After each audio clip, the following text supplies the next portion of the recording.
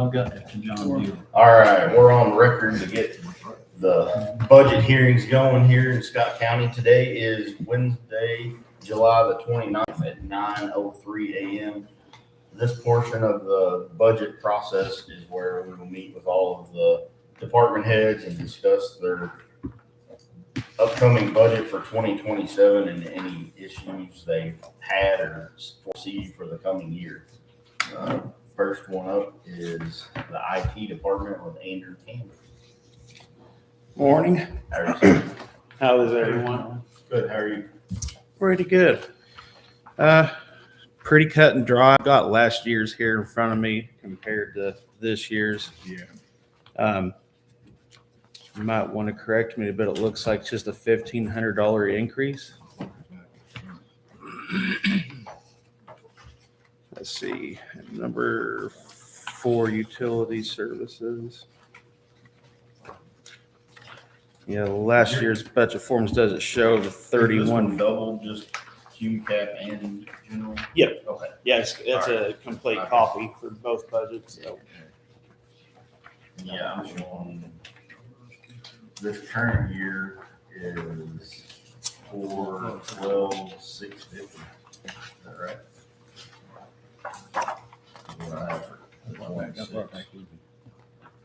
26's budget was 414.5, and 27's is 427. But the 2006 form does not have line 31,400 telephone at $14,000. Which is the one we moved from Eric's budget to mine. To yours. Yeah, I remember that. So calculating these two together, it looked like there was the difference of 1,500. And I'm looking at 27's. 16.5, I lowered that. 31,400. The telephone's at 14,000. I'm showing it on 26, we had it at 17,000. Does that sound right? Yeah, yep. So I've already lowered it to 14. To 14.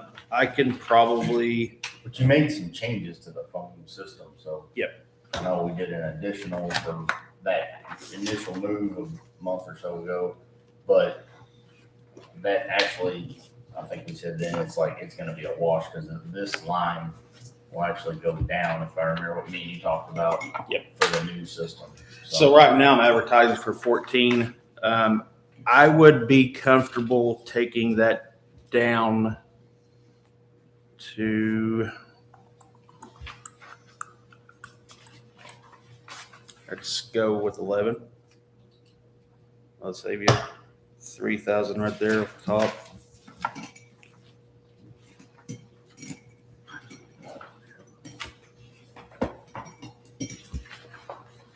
Take the telephones down to what? 11. Yeah, we can take that down to 11. I'm comfortable with that. I probably won't even spend that much, but we'll keep it there just in case. But if we won't spend it, we won't use it. Do you still have that? I know there was an issue in the past, the 18,000 for like the Cushing's, whatever. Is it still? Yeah, Cushing's in 26 was at 18,000, and I took it down to 16,005 for 27. That's what I'm estimating that to be at. And I haven't talked to Greg in the last couple of days or week, but I did talk with. He's going to talk with Austin City. I had a conversation with Scottsburg. They understand the need for paying into the 911 center. And Absolutely. I think they're on board. They initially thought we were asking for a payment this year. And I said, no, I think we're talking about starting up the 911 board and bringing that back in 27 and maybe just getting like a portion in 27 to start the process. So I believe from the conversations we've had, we're making positive progress there. And so that will help offset the cost that we supply, every police agency in the county with a CAD system. Full reporting system, mobile data Yeah. terminals. because On-site server storage costs, labor talked to costs. they didn't even realize that all of their police reports, if a Scottsburg City police officer takes a report, we house that information for them, and they didn't realize that. Correct. So, Yeah, we literally own Scottsburg City's and Austin's. Yeah. Police reports. yes. So anyway, there's some positive movement in that avenue, and I think we'll get where we need to be, but it's not going to happen overnight. I understand. But JR, how many people would have to be on that board, would you say? that would be something the commissioners would have to set a board, I believe, legally, and correct, you would know probably better than me, John, but they would have to determine the board. In the past, there were 7 on it, And right? I think, Or 9. It has to be an odd number, we know well, that. I don't think they point all of them. I think Correct. they may, but there's law says that certain ones have to be on the board. Yeah, and I think it's all in how it's set up, but in the way, talking for me personally, taking my counsel and all that hat off, and just my personal opinion, is the cities are gonna pay in, they should have a say-so in that board, and so they would have a number of appointees for Scottsburg, a number for Austin, and then the county would have a number. And I feel like this fiscal body ought to at least have a seat or a voice on that board, because it's hard to make decisions on what you're gonna do if you don't have somebody to talk money, I'm so, pretty sure somebody makes more. Yeah. so, anyway, that's I just asked, the way I would see it, but I don't know how it'll be structured. because it was a board, existing board, and then council, they've done away with it, right? It wasn't existing, it went away about 10 years ago.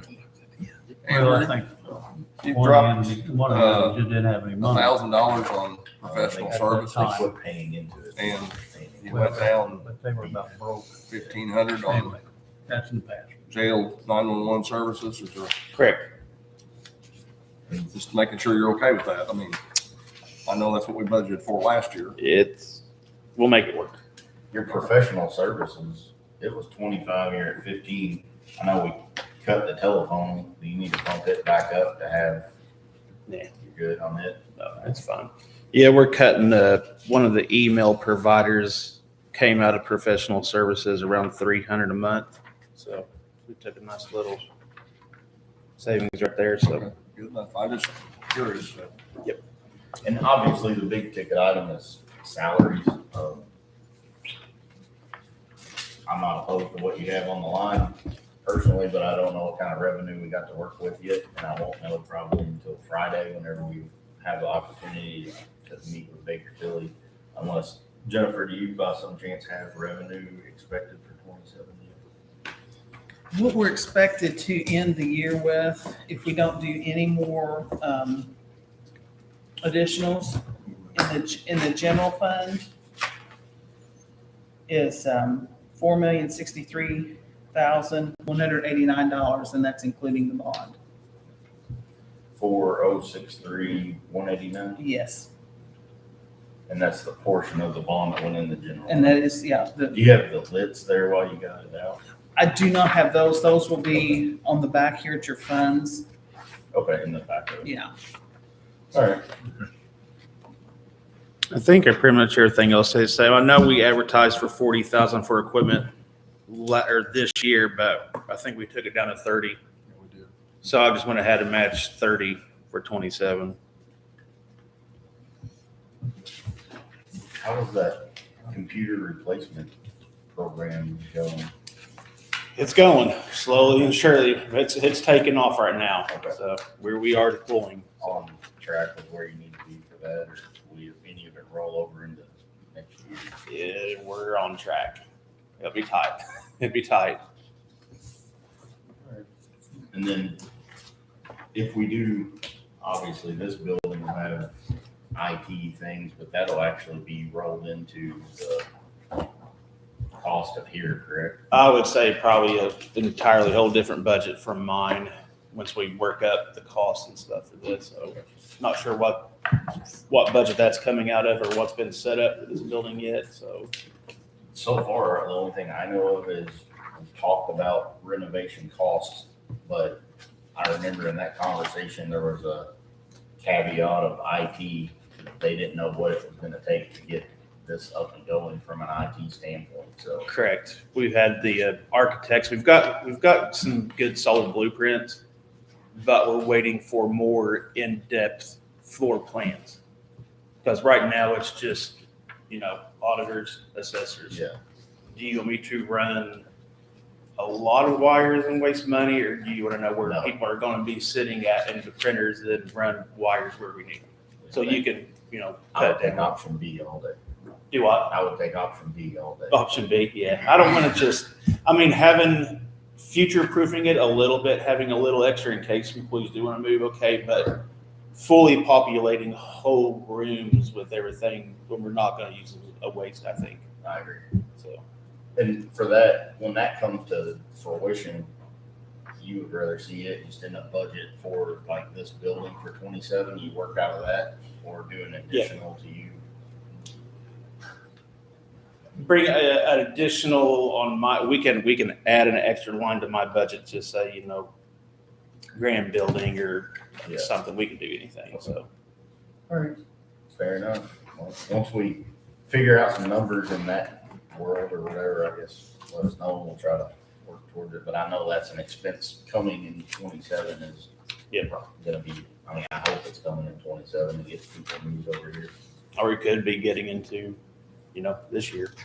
So, All righty, thank you, sir. Thank you, Andrew. Appreciate it. yeah, but have a good one. You might have anything on IT stuff. What was the difference in the salary between one and the other? Last year Well, was, I know last year, but he was 185 and 186. That's the only thing I've seen. yeah, I don't think that was a misprint. Okay, that's all. That's all. Okay. I think I know there's different, it's coming out of different account, so I didn't know. So. Uh, Okay. Last year was what, 70 something? 76, 150.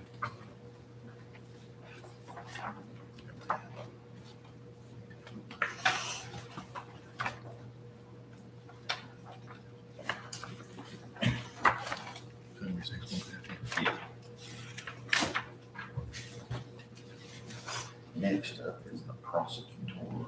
Good morning, Chris. Good morning. How you doing, sir? How are you, sir? Now, first, I'm going to start by asking a bit of a weird question. So, I originally filed my budget, I think in like July, I forget, a while ago. And I submitted an amended one, a couple parts that were amended last week. I believe she took care of that. Were both of those advertised or just the new amended one? Do you know? So it's got a green light. I have to check that. Okay. So as you guys will find out here in a second, I filed an amended part of my budget, and I'll explain why here in a little bit. I was on vacation last week and I got a phone call about something, and so we thought we needed to file an amended budget. I rushed and did that and didn't realize until this morning that I messed up by doing that a little bit. The part that I amended is correct, but when I was on vacation, I pulled up my computer and I pulled up my 2026 budget proposal and made the amendments off of that. So the lines I didn't amend are now incorrect because they were from last year's submission, not this year's. The biggest one that is in county general. And if you remember, I came back to you guys and we did Axon Justice Premier, which is the program for the prosecutor's office that allows us to gather all the information, reports, and all that stuff the police agencies send into. And then from there, we can distribute that out for defense counsel, for discovery purposes and all that. It also puts us up and ready for whenever body cams come. And by the way, for you guys who don't know, the city of Austin is now using body cameras. It's happened since going to that Justice Premier. And so, Scotty, you can probably tell us, but they now submit everything to us through Axon. It is a great program. We've been using it for the last month or so. It's nice. It gives us their body cams, their reports, their probable cause affidavits, any photos they've taken, all just automatically comes to our office. So if you remember, I came and I paid for that last year. I signed, like you guys agreed to do, I believe it was a 10-year contract. We locked in a price and I said, hey, I'll pay for it this year, 2026, out of my funds, which were like, I think partially out of infraction deferral, partially out of like forfeiture money, and partially out of a pretrial diversion. And I said, but just know, before I even got your guys' approval, I said, I'm going to need this out of county general from here on out. I think you guys had said you understood that. So in my original budget that I filed, in 2027, I had a line asking for you guys to create a line number for Axon for the 22,000. However, when I pulled up and did the amendment, I pulled up 2026s by mistake. Didn't realize that until like literally 15 minutes ago. So that Axon is not in there. That's why I was asking if both were advertised or just the amended budget. Jennifer, do you know? I'm sorry, say that again. Do you know if both were advertised or just the new amended budget? I'm not sure, but I will look at lunchtime and find out. Because I'm thinking if they were both advertised, we may be okay. But so one of the things I'm asking, and if I need to make an amendment, is that it would be in my county general budget. Under office, let's see, that was under office supplies. I have 22,700, which is fuel and maintenance. And then below that, I had in the first budget I submitted on July 13th, it had a line for just Axon Justice Premier Services for $22,000. And I was going to ask you guys to create a line number for that. So I don't know. I mean, Jay, I'll work whatever way I need to make sure we get this fixed. But I want you to know up front that that's going to be in there. Yes. Well, I think one thing we said to you on that axe is if you could help any at all with us, Right. will you be able to help any at all this I year? don't know. I have to look and see. I know we had a forfeiture last year that we took a big chunk of that money, and we used to get forfeitures quite a bit, and we just don't have them like we used to, which is a good thing. I think, before we would get drug busts and we'd have drug dealers that would have large amounts of money, and we would seize that and we would forfeit those assets. And we don't have that kind of activity going on. It seems like now. And even when we do bust people, they're usually, my understanding is they're people who kind of run to Louisville, get enough to come here and make their, sales for the day. And then they kind of re-up another time. They don't have huge amounts of drugs sitting around, not huge amounts of cash, not like there was 10, 12 years ago, which I think is a good thing for our community, right? Obviously, we just don't get those forfeitures like we used to. We would get $15,000, $20,000+ $1,000 forfeitures quite a bit. And they're just not there. Yeah. Now I will tell you this. I did, which is say in my lit budget, I put that Axon Justice Premier both in county general and in lit. I don't know if that's something that is even necessary. I don't know exactly what the ramifications are for lit. I don't know if it has to be for personnel or if it can be for something like that or not. But I did put it there just in case to let you guys choose where you want to pay. So even if it's, the amended budget doesn't have it, if you decide you want to pay for it out of the lit fund, then that wouldn't even be an issue. And that lit is the 1170, so it would be, I guess, the generic term as anything public safety related. So Right. that's how we are able to pay prosecutors who do, criminal work, Right. drug work, things. And like that. right now, basically, we have one deputy prosecutor, I think, that's paid out of I that. think it would fit in there. So it's advertised there, so that might actually save my Might be the mess up, I hope. The other thing I just noticed, again, like 15 minutes ago, maybe 20 at this point, is because I used that old 2026 number, it's thrown off the salaries for the people, other than people I adjusted, it's messed up their salaries a little bit. So the salary ordinance is still correct. I actually used the correct salary ordinance when I amended that. But Mike Mark Kiesler, in my original budget that was July 13th, I'm asking for 107,651. That's just that 10%. They had told us to add a 10% to everyone else. That's the 10%. In the amended one, it's 104,516. So is that his current rate? That is his current. No, that's a little bit less than what he's making now, but it's less than the 10% that we would have asked for. 10%, like I said, in the salary ordinance is 107,651, but yet in my county general budget, which is where he's paid, it's about 3,000 short. So, So even if he gets a raise, if it's less than 10%, it may be enough to cover it. So all these on the amended is it got the 10% or is that less than 10%? Is that less? So than what on they're making now? on my salary ordinance Yes, that I've okay. listed, that's the 10% raise for everyone that So they you ask got me us to put. confused, because you said that's less, but it's less than 10%, but it's less what he's making. Yeah, I'm sorry, what? I think you said it's less than 10%, but it's less what he was making. It's more than what, it's a little bit more than what he's making now, but it's Okay. less than a 10% raise. Okay, so it's more, the 104 is more than what he's making, but it's less than Yes. 10%. Okay, I got you. Yes. Okay, sorry, Greg. Yes. But so if I need to come back any kind of adjustments, I mean, somebody will let me know, Jennifer, JR, somebody will try to figure this out. It also messes a little bit with like one of my deputy prosecutors, Stacy Nickham, she's paid out of a variety of places. She's paid a little out of County General. She's paid a little bit out of like 4D County General. And then she's paid out of a grant from domestic violence grant. So it did mess up her portion out of County General a little bit. What the budget I filed on July 13th, I was asking for her portion out of that to be 11,128. And actually, it's the one I have now is 20,000. And the reason I went and used the same, I figured up the percentages from last year's, what was County General, what was 4D County General, and what was the grant. And so actually hers should be okay, I think, because it's still gonna be enough to cover. Would it help you guys on the council? I know it's hard to see, but I got the salary ordinance pulled up. Do you want me to go through what current pay is and we write it down? Well, what you amended here is what we got. We don't have what you originally, Okay. presented. Jennifer said she would check So- that at lunch. I will check that. And one. again, I did not put those in. There is a salary ordinance, guys, in the back of your book. And the salary ordinance is correct. I pulled up the right one when I did it. When I went to and the only two I filed amendment for is is my County General and my 4D County General. Those are the two. And, one other thing it did mess up in my original July 13th filing, I asked for an additional $1,000 in my deposition line for County General. And that's because we're running out of money in that fund. We're having to move money from other places to try to pay it. And there's more depositions being taken. We're taking more cases to trial now than we probably ever have. Is that going from 25 to 35? I was asked to go from 2,500 to 3,500 originally in my July 13th filing. And then on my amended one, it went back to 2,500 because I didn't realize until this morning I guess. that I pulled up the wrong one. So you need 3,500 in that. Yes. Is there a way to get the July 13th filing? I guess compare That's what I'll do. I'll go back over that, and look. and then we can check advertising and legalities, but at least we'd be able to see I can what go, he requested.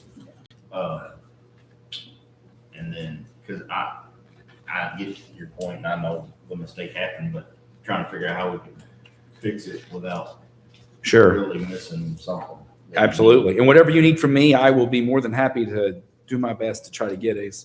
My mistake is, like I said, I got this phone call on Wednesday of vacation. They said it had to be done for advertising purposes by like Friday. So Thursday morning, I woke up early, was sat down and trying to knock a bunch of it out, emailed it to Amanda, had her print it out to go file it for me. And then realized this morning as I'm reviewing things, like, hey, did I do? These numbers aren't right. And I'm like, oh my gosh, this is I pulled up the wrong file. And so the original amended what was the intent to change? Okay, so let me go through. I'll get there. So I added the deposition. I told you that 'cause we're running out of money in our deposition fund. Yeah. The other changes in the budget are just the raises that we were told to put in there. And I raised those, like for Stacy's salary, I raised it proportionally to the different funds that she gets it out of, except what I couldn't do is I couldn't raise her grant portion because it's grant. So I had to raise her other two portions to make up for that difference. So the proportion's a little bit different only because I can't raise, the grant is a set amount. I couldn't Based change on the that. 10%, so Yes. raising the percentages in the county general 4D and the county general 1000 series. All 10% came from those funds and not from the grant funds because they were set, that's a set amount. Okay. Okay. Hers is probably, and no offense to her, but that position is one of the hardest to look at through budgets because It is. it is so many different buckets we pay out of. It is. And thank you for putting their names on too, because that makes a lot of. I do put their names on it. That And helps. I'm going to be honest with you, it's more from, it helps me a ton. So Yeah. I didn't even think about helping you guys, but it helps you. Yeah, You're I don't know welcome. how else we would But- keep Yeah. it straight. Yeah. Yeah. Thank you for doing that. And I've simplified this over the years. When I took over 10 years ago, tons of my positions were paid from tons of different places. I tried to, Correct. I've tailored those, and almost everybody's paid out of one fund except the ones that have to be. For example, Bonita Combs, who's in our office, she's one of the secretaries, but she does both criminal and child support. So she's paid for part out criminal, part out child support. And Stacy does child support, criminal, and then she's also a domestic violence prosecutor. So she's paid out those three. But like Brad's paid out of one, Mark's paid out of one, Amy's paid out of one, Kelsey's paid out of one. So used to be they were all kind of mixed together, and I appreciate that. I wasn't smart enough to follow that, so. It's definitely hard to follow the trail whenever it's a bunch of them. So now, the reason I did the amendment, and again, I'm going to be honest, I'm not really like understand this completely. I'm still trying to grasp it because I got a phone call last week on vacation trying to explain it to me. But I was told that we have different job classifications, and my support staff, so my non-deputy prosecutors, so a little bit more, we have the deputy prosecutors, right? And then I have a victims advocate. That victims advocate is not actually a county employee. She's an employee of RBR Alliance, who we, through that domestic violence grant, we pay them $10,000 a year. And Angie is in our office as a victims advocate, and she's in our office. We provide her office space. She's in there 5 days a week, when we're open. And actually, a lot of their holidays are different than ours. There are days that we are off work, that she's in the office working, because the courthouse, the county employees are closed, but she's not a county employee. We get that for $10,000. Now that happens to all other counties. A lot of counties across Southern Indiana have those grants, but I think we're the only one that has one full-time in our office. The rest of them work out of RBR Alliance's office, and they come and get paperwork from the prosecutor a couple times a week, and they do their thing, do their stuff. She's here all the time. So that's an unbelievable benefit that we get with that. And then I have my support staff, which is, I have an investigator as well, but then other than him, we have 5 support staff people, 3 of which are criminal, and then 2 child support caseworkers. They're all classified under that COMOT, which I believe stands for Computer, Office Machine Operation, and Technician. So it was brought to my attention late last week, as well as I believe to the court's attention, and maybe like the clerk's office, that there was an employee who has that same classification. And I'm here, I'm the first one. You're going to, I think, get more from this from the judges and probably the clerk, because I was thrown in on this at the end of last week. I'm still trying to figure it out. But there's a person, I think, in the auditor's office who was given a raise in like 2024, maybe. That's like 56 cents an hour more than what our people make. And they're that same job classification. And it's my understanding, and again, I've not done all this research because it was so last minute, that people that have that same job classification, I think, are supposed to be paid. I could be wrong. Now, if I'm wrong, tell me. Are supposed to be paid the same. So because of that, what I had to do the amendment for is I had done everyone's raises based on 10% of what they were making this year. Well, when that was brought to my attention, what I did is I went and adjusted their pay to what her pay is, and then did 10% on top of that for the raise to try to bring them into equal footing of what that position makes. Does that make sense to you guys? Did I do a decent job explaining that? No. What's he talking about? Okay, when we did the 24 budget, that's when we, 23, 4, 24. yeah, 23, 4, 24. All right. We raised Mandy because she does accounts payable, accounts receivable. We raised her to match Trina, who's also a compensation benefits coordinator. That was brought to the budget hearing and approved because said that their two workloads were very similar. So the numbers are in 2026. So for 2026, in 2026, that position in the auditor's office was making $21.92 an hour. Again, it's the same job classification as I think the court employees, like the court reporters and stuff, and my staff. And my staff was making $21.36 an hour. And that would be for 2025 and for 2026. So what I did in the salary ordinance, and then for the budget for 2027, again, I just used the base pay of what that auditor's position is making and did the 10% raise based on that to try to even that out. One other change I made is then that in the county general budget and in my 4D budget, you'll see a line that says 2025, 2026 salary supplement. And what I've asked for is $6,000 in county general. I've asked for $4,000 in my 4D budget for much, and that's to basically, I think if they're entitled to that same pay, which is what I've been told that they are, it's just to make them for the 2 years that they didn't get that pay. It's basically to catch them up on their back pay, essentially for that. And again, I trust that you guys will do the research and you'll know if that's right. I trust you guys to do what's fair for my employees. I know that you will. So I just wanted to put it in here so that you have the capability of doing that. Right. All right. years ago. Is there a way to get like minutes from that? I can go do that. That was when Debbie was doing the budget. That was the first one that she did. We were in the EOC room and we all discussed it then and talked about it. I'm sure we did, but it's been 2 years. That's Yeah, right. It's I know been 2 I- years ago. That's And exactly. it was brought to my attention, I think it was Right. Wednesday I think it's probably Wednesday of last week. I said I was in Florida and so So that position is the title of bookkeeper. That's what didn't get changed. That should have, because that should be accounts payable receivable. Pays that rate. Mhm. Do you have an accounts payable receivable? Is that what we're saying is the position? What it's they're the job classification. My understanding how they have job classifications on the job descriptions. It's COMOT, which I had to write down. It stands for Computer Office Machine Operation Technician.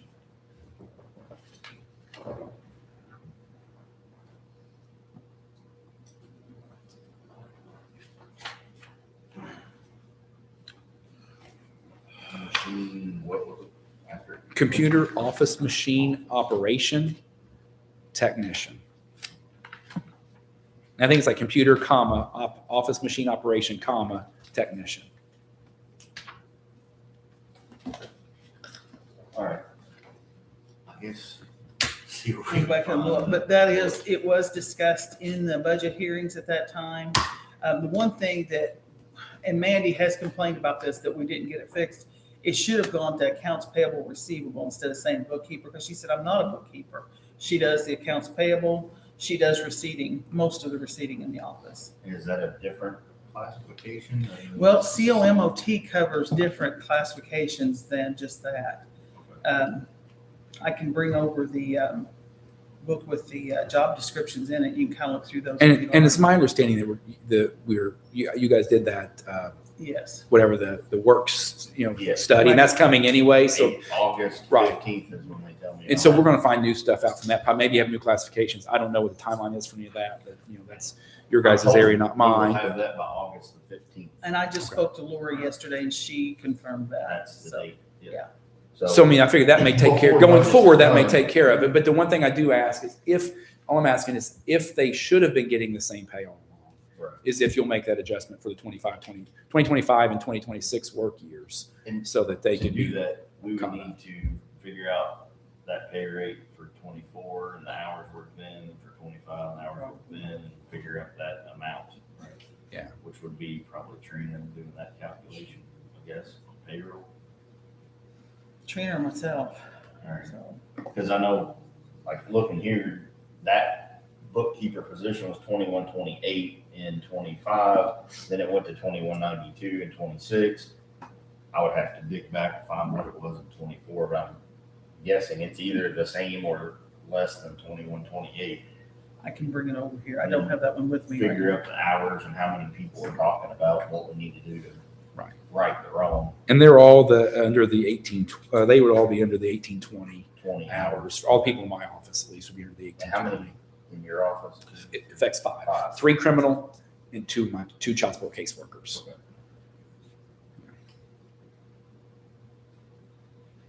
All right. But other than my mess up, the budget's pretty much the same as last year. I was asking for more money in deposition, some places like that. I think one other place that might have messed up is my fuel and maintenance budget. In my amended one, I'm asking for $8,000 again. That's what I asked for in 2026. And I'd actually only, in the one I filed July 13th, I was asking for $2,500. So I'm asking for less money. I meant to ask for less money there than what's actually. So from 8, you're needing 25. Yeah, I think 25 has been covering it so far. And you're gonna, Jennifer, at lunch or whenever you get a break, we're gonna get this 2013. I'll look and see what's in Gateway.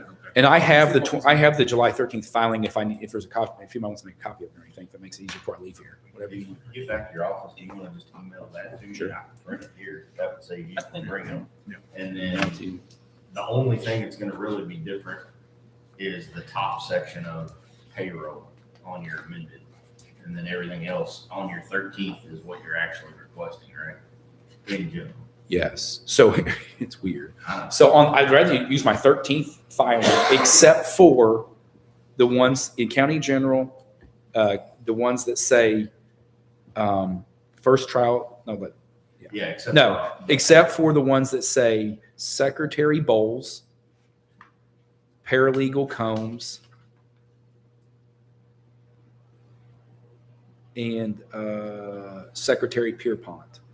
Okay. So I'd ask that you use my July 13th filing, except for those three, and then those three use the July 23rd filing. Okay. Then in County General 4D, I would ask that you use my July 13th filing, except for Secretary Good,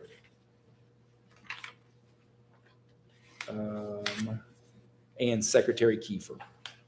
Oh, and the 2025-2026 salary supplement in both. What about Assistant Secretary Combs? Does that stay the same in the 4D? Yeah, actually, that would also, use that one for 40 as well, for the new filing, because it's a new breakdown of. And then the 4D prosecutor, that's the supplement to her. The investigator is his supplement from that part. Yeah, my investigators, he's not considered that COMOT, so my deputy prosecutors, they all should go still under the old. What's the attorney supplement? That's you or Amanda, right? Which one? Under 4D. in child support, 4D, second line down. Yeah, in 4D, the attorney supplement, I think is, let me make sure here. Yeah, that is 11203. Yes. That is me. Okay. Under Amanda's is paid out of either pretrial diversion or infraction deferral, Okay. and mine's out of child support because I supervise all the child support stuff. All right. Does everybody kind of understand that? Clear as mud. Yeah. There you go. I will say it's the most confusing one I've done in 10 years now because of my vacation.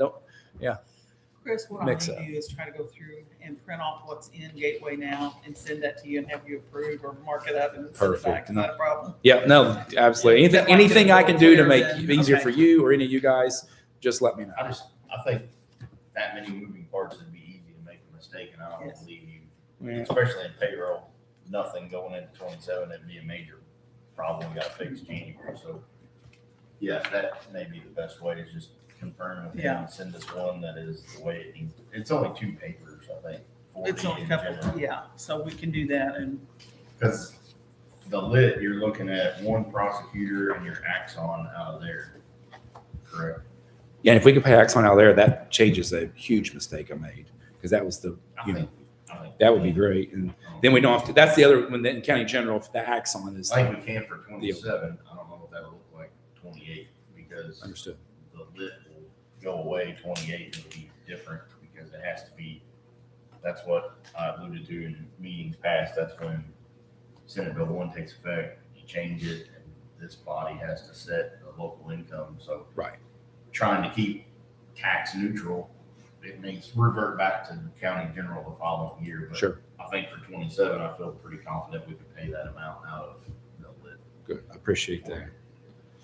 And then the violence against women, that's That's the grant. the grant.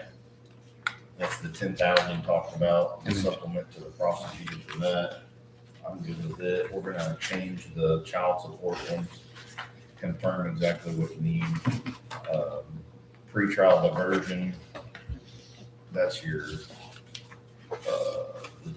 Amanda's supplement, right? Is that what you said? Yes.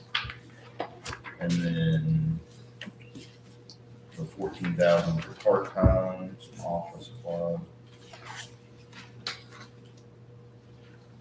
And we're pretty good on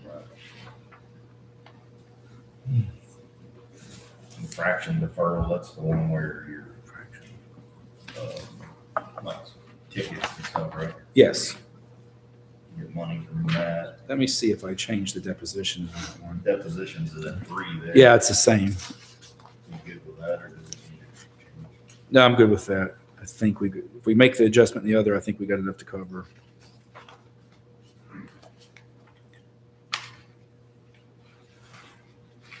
I think those were the only changes that I had written. I made some notes. Anytime I make a change, I try to make a note on a separate sheet of paper so I can say, hey, these are the ones that have changes. And I think that was it.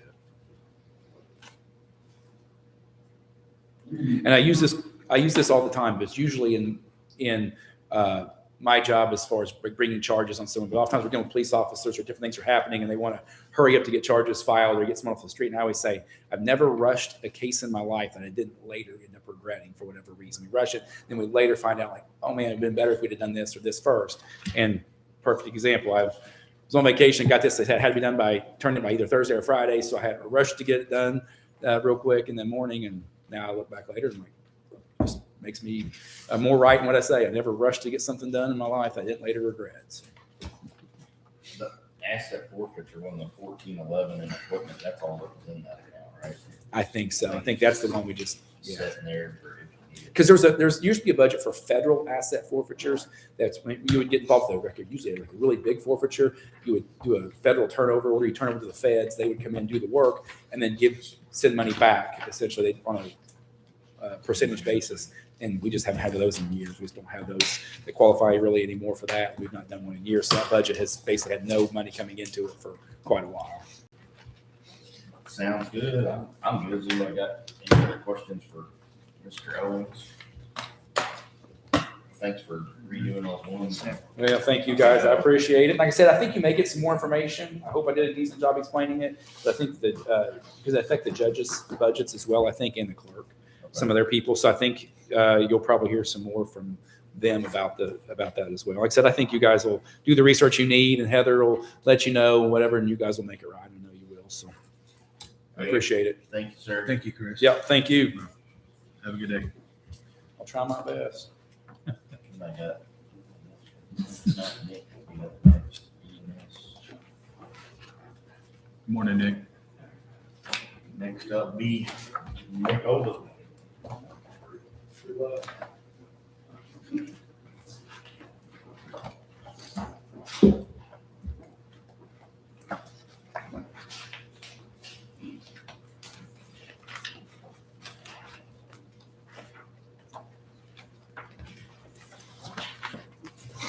This buzzing period, I hear like every word.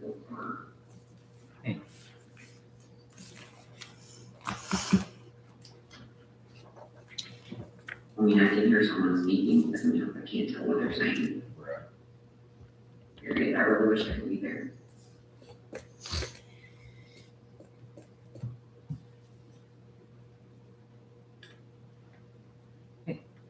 I texted Andrew, told him that I guess the sound is not good.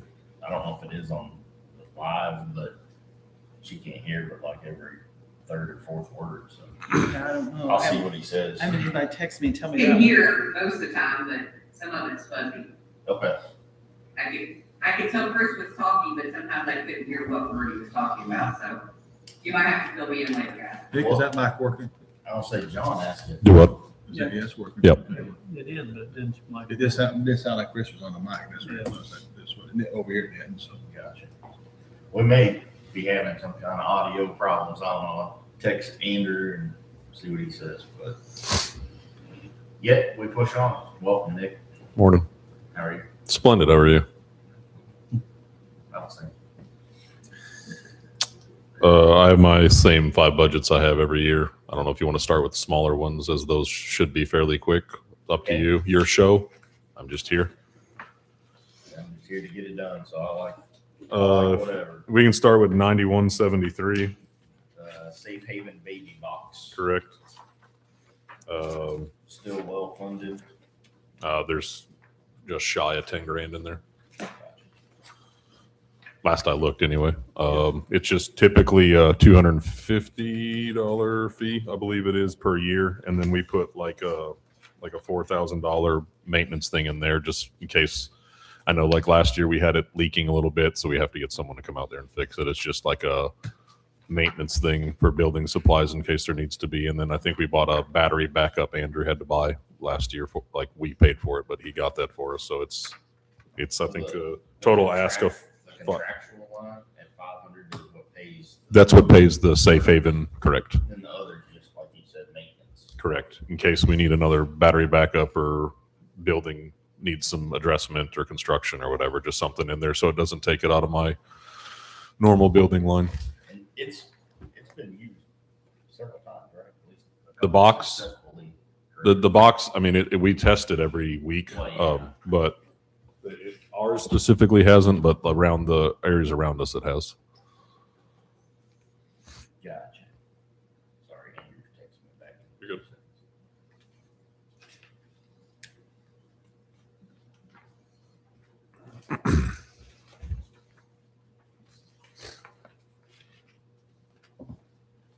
I'm good with that one. Anybody got any questions on that one? Good with that? Total of 5,000. If we can then move to 8910, which is our auction proceed fund.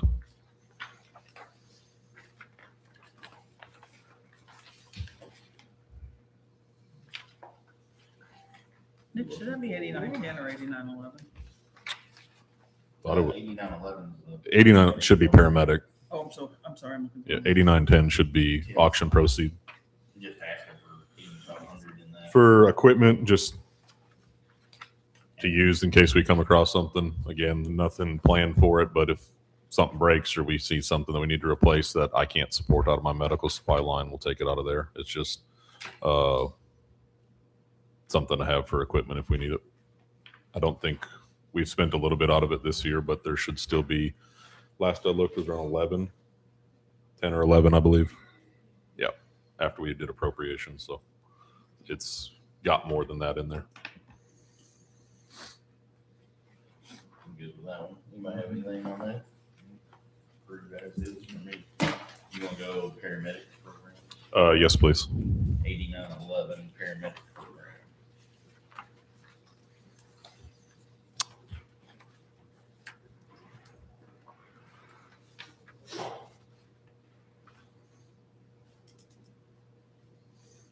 This is the same one that we proposed at the.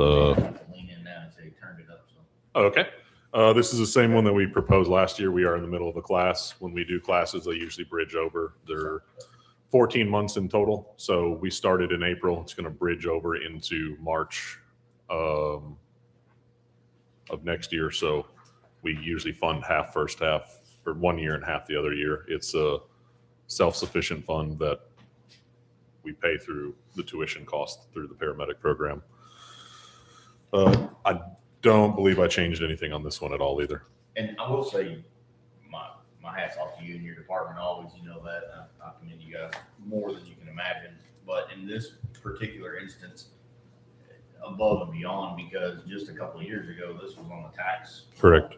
And we were funding it, a large portion of it. Through LIT. And it was a push that we made together, and you made the strides more than anybody. But it's now self-funded. Taxpayers don't have any role in this. Correct. So again, thanks for what you do out there. Not only does that help Scott County, but surrounding people, probably all of Southern Indiana, come to you guys to get training and research and things like that. Yeah, this class has got people almost as far north as Indy, not quite to Indy, and then all the way down to Lexington, Kentucky. Wow. Good job. So, Excellent job. but the nothing changed on that one either. I stand to approve that one as is. Everybody good with that? Yes, sir.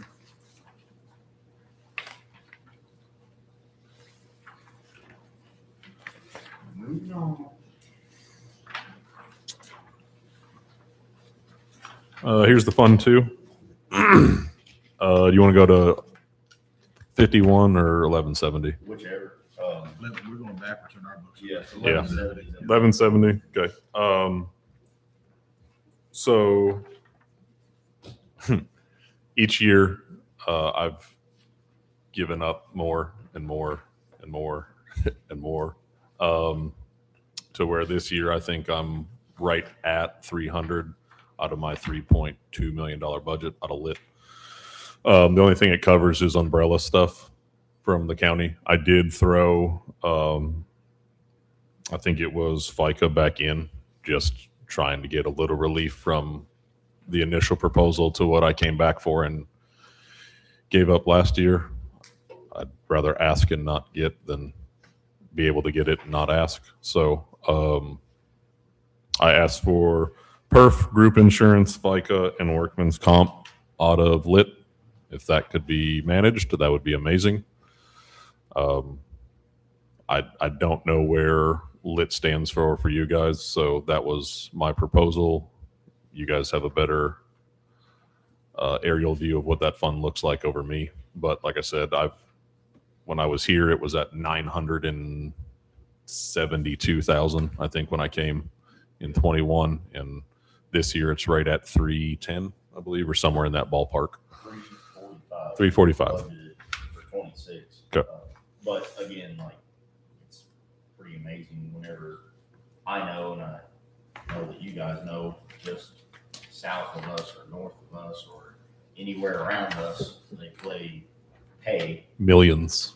yes, for EMS service that, in my opinion, is subpar to what we have in this county. I mean, 100%. you guys go above and beyond, and for everybody I know, they praise your service. So I think that's a very small price for the county to pay. And the reason that I fought that every year alongside Nick is, I mean, he's given a lot, we've given a lot, but these are things that, in my opinion, we don't allow him to go shop for. You can't go look for your own perks. You can't go look for your own insurance. And so it benefits the county with their employees being in it to keep our prices low as what we have them.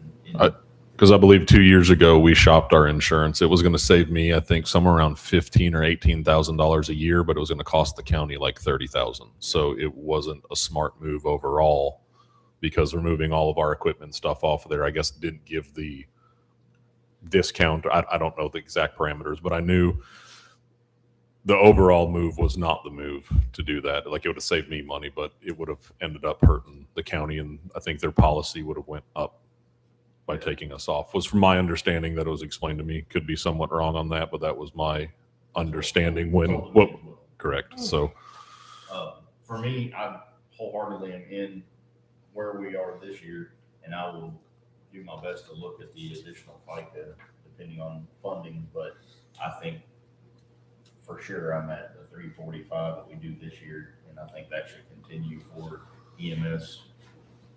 That would be my opinion and my vote. I left FICA in both because I didn't know if we could get it approved for 1170. So I did leave it at 1151 as well, on the chance that we can fund it through 1170. Then obviously we wouldn't fund it on 1151, but our billables are up this year, but our income's down. We've had a lot of issues since March with our biller. They just can't keep up. So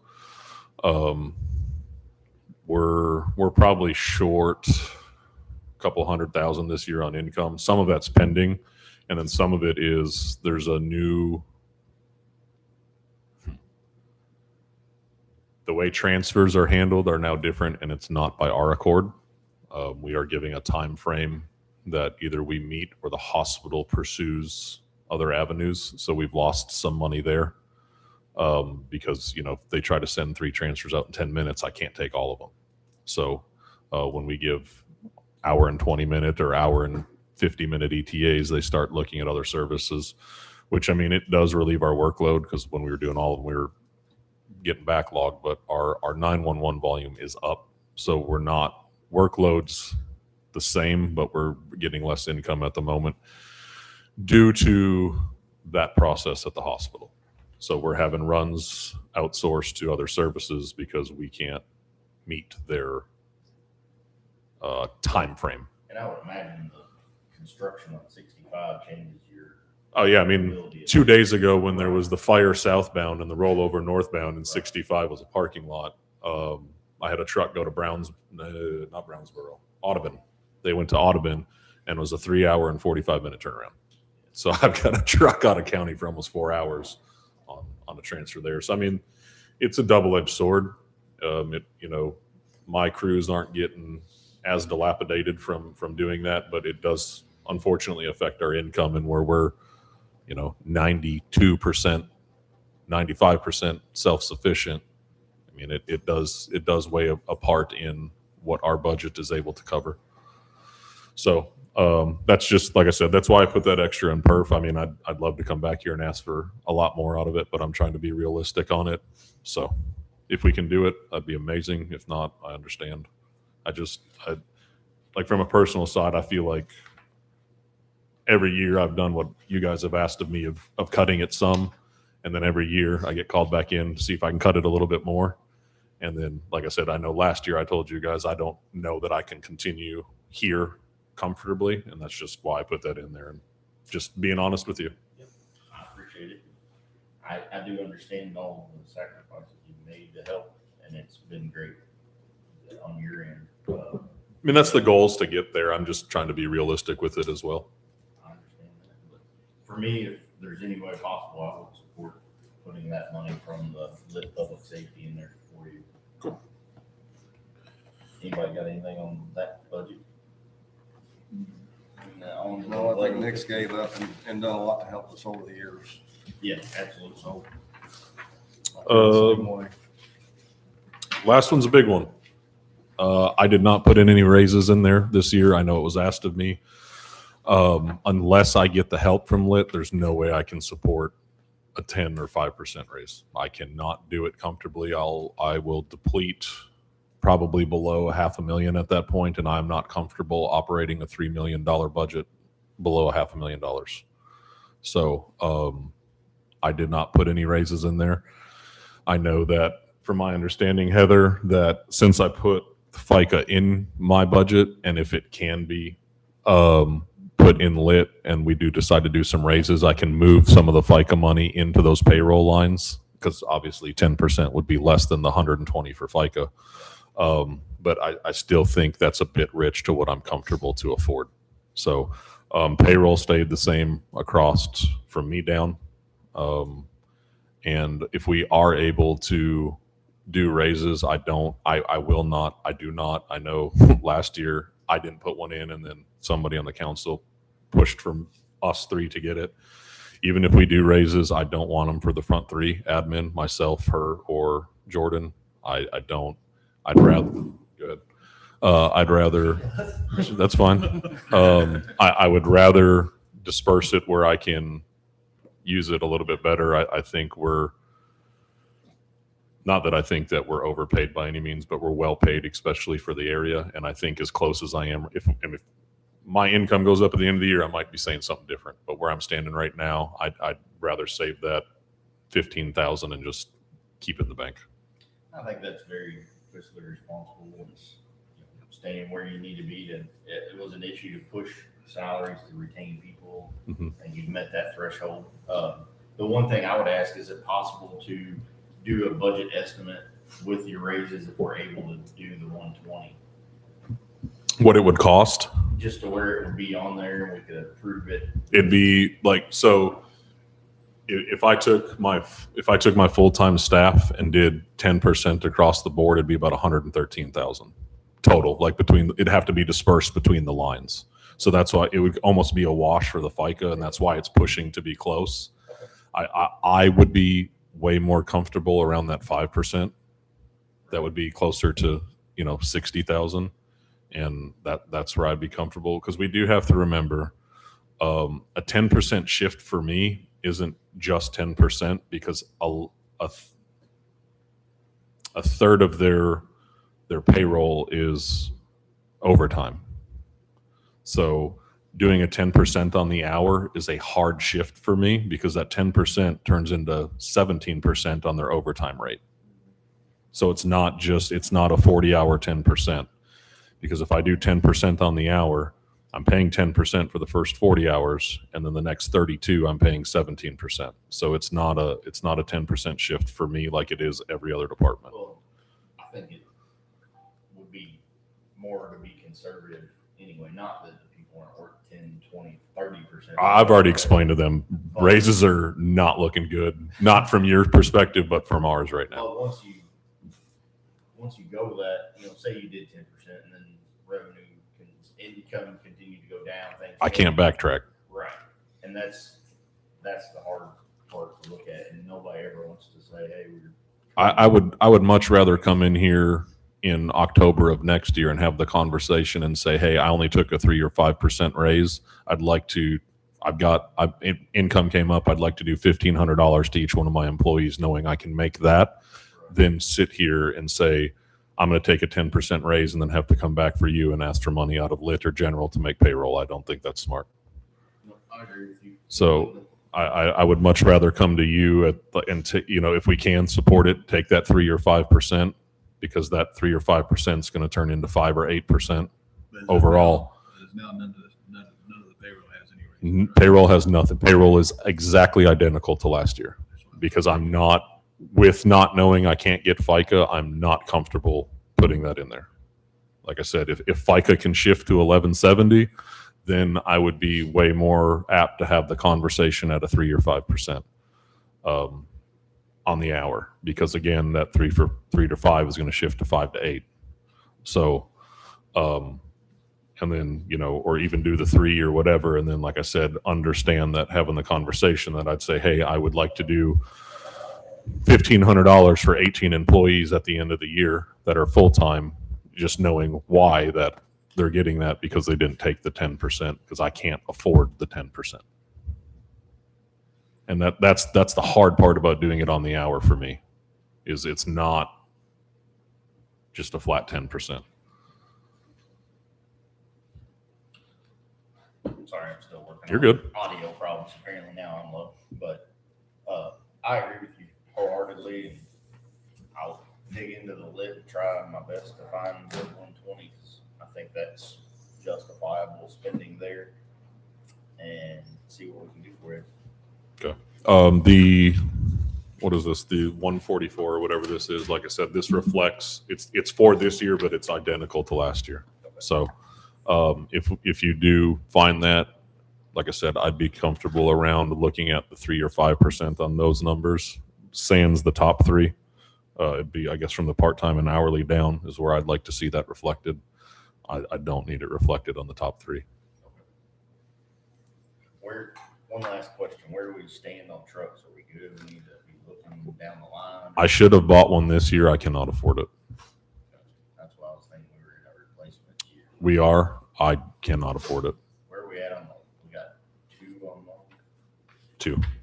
One matures September of next year, and then the other one is September of 2 years from now. Or no.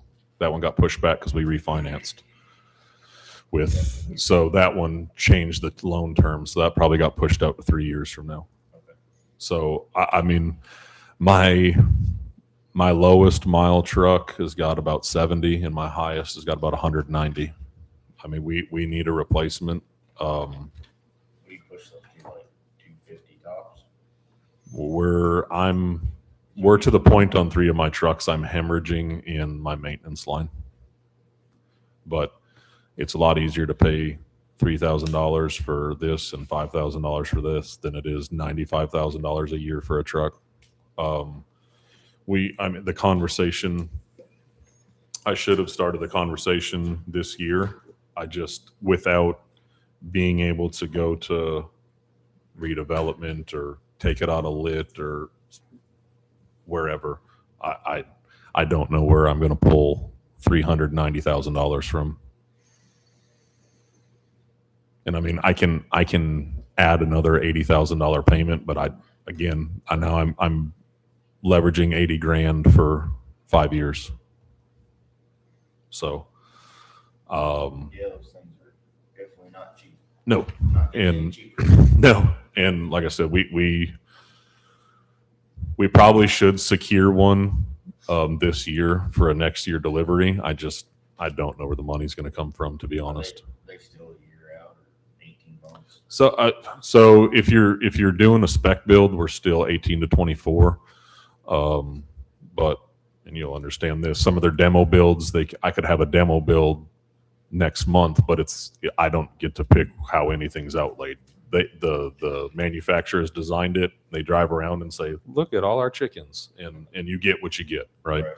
The one company we bought from this last several years now demos trucks the way we build them, just because they like the layout that we built our first one.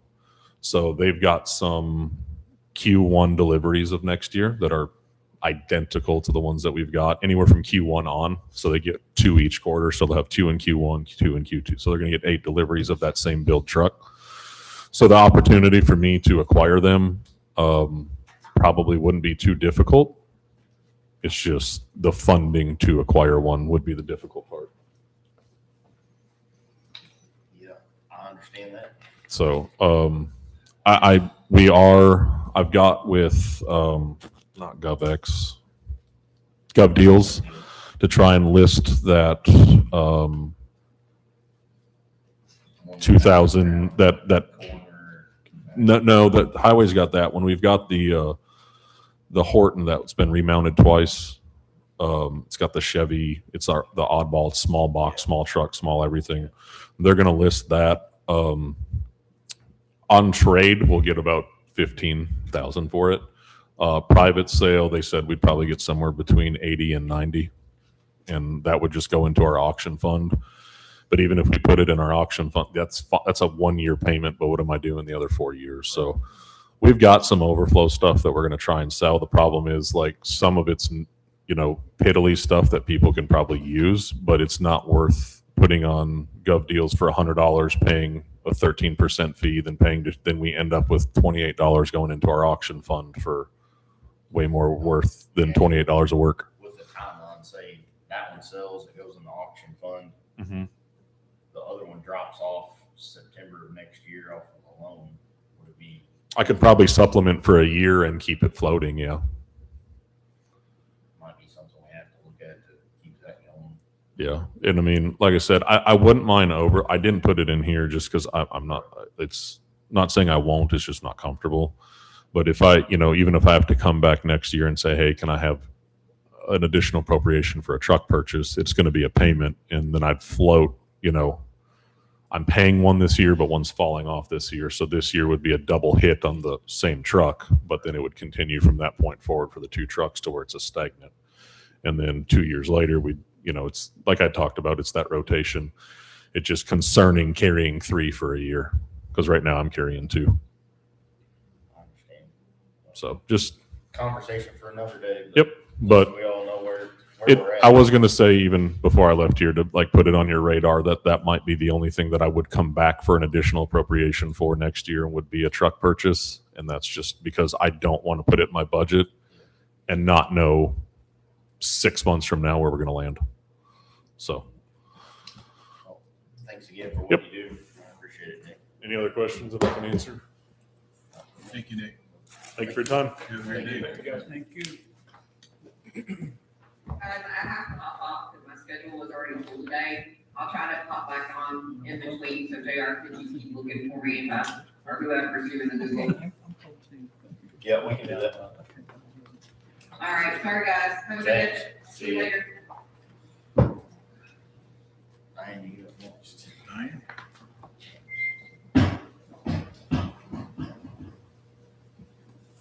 Hi. Good morning.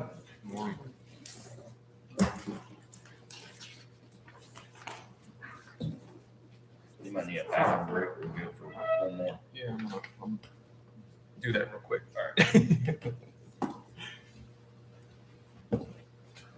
Ray, when you are. So which one we're going to do first? The regular fund? Whichever you want. Let's do the regular fund first. All right, the general The rate. general, yes, 1,000, all right? yes. I've come in here every year with my bare minimum budget. And last year, you guys cut my travels, which I didn't need because I've not been going to conferences or anything. So you guys saved $750 off my budget. But this year, I've raised it to 3,000 because next year you're going to have a new assessor and her deputy. They're both going to have to go to conference for a week. There's 2 conferences a year. We haven't gone to them. We can do our continuing ed online, most of it now. Yeah. But she's going to have to go to new conference training. So I've upped that to $3,000 this year. Like I said, you guys cut it last year. You're going to get that $750 back. That's no big deal. But next year you cannot cut that.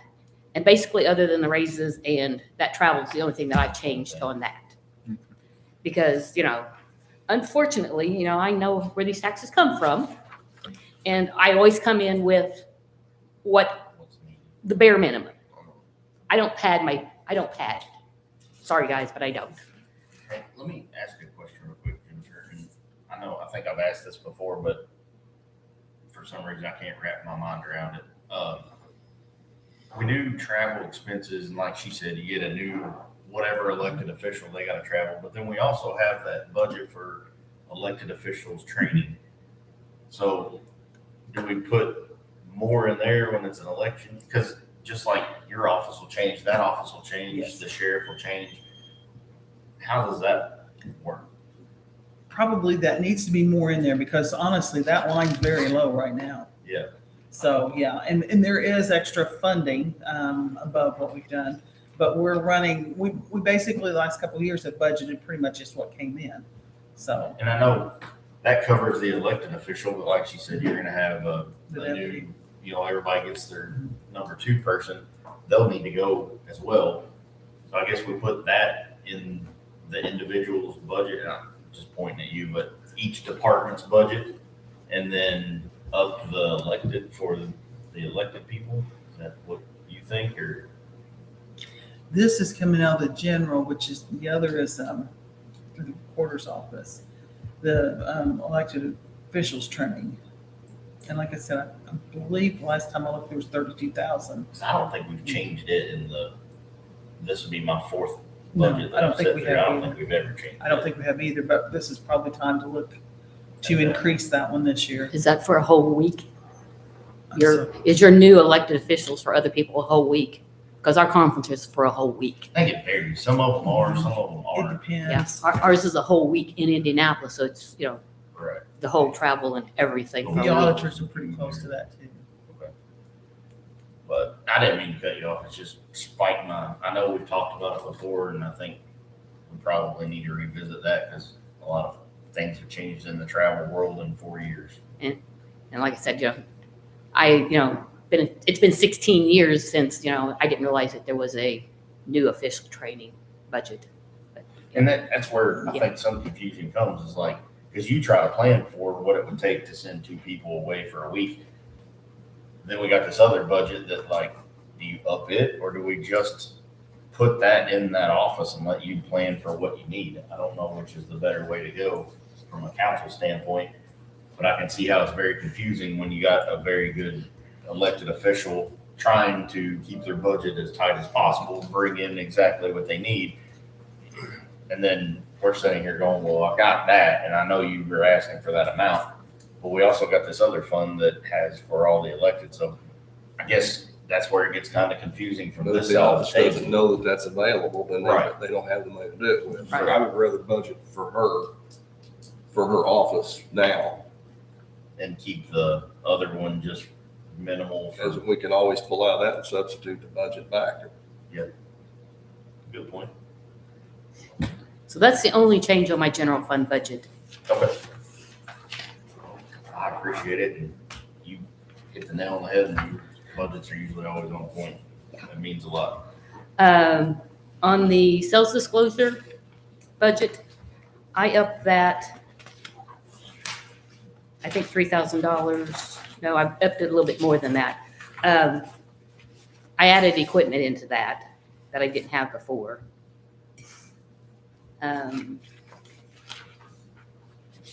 So it is more, but we have a special fund for that, so I know what's in that fund, and this budget doesn't Yeah. wipe that out any. So the group health went up 5,000, and then office supplies stayed the same. You added equipment.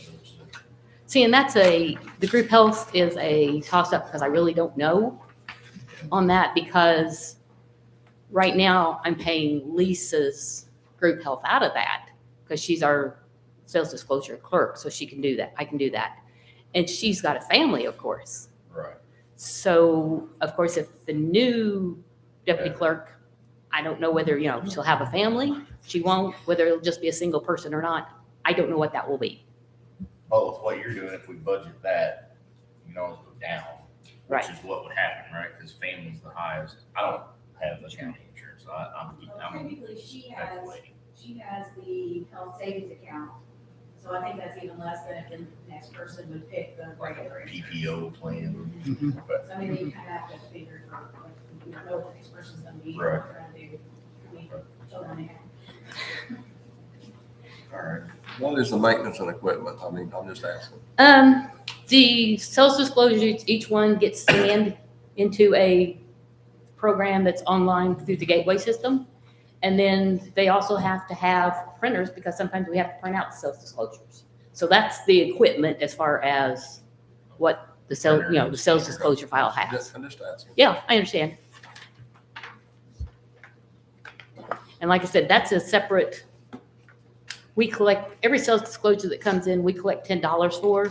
Well, most of them, there's some that don't, but most of them, just generally all of them get $10. So that's how that fund is funded. And, there for a few years, we didn't use it for much, but now we're using it for a little bit more. Which is a good thing. It is, yeah, taken off of it or.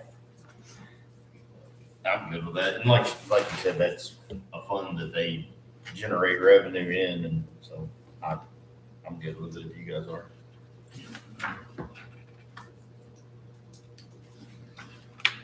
Where do you want to go now? The reassessment budget, which you guys don't want to go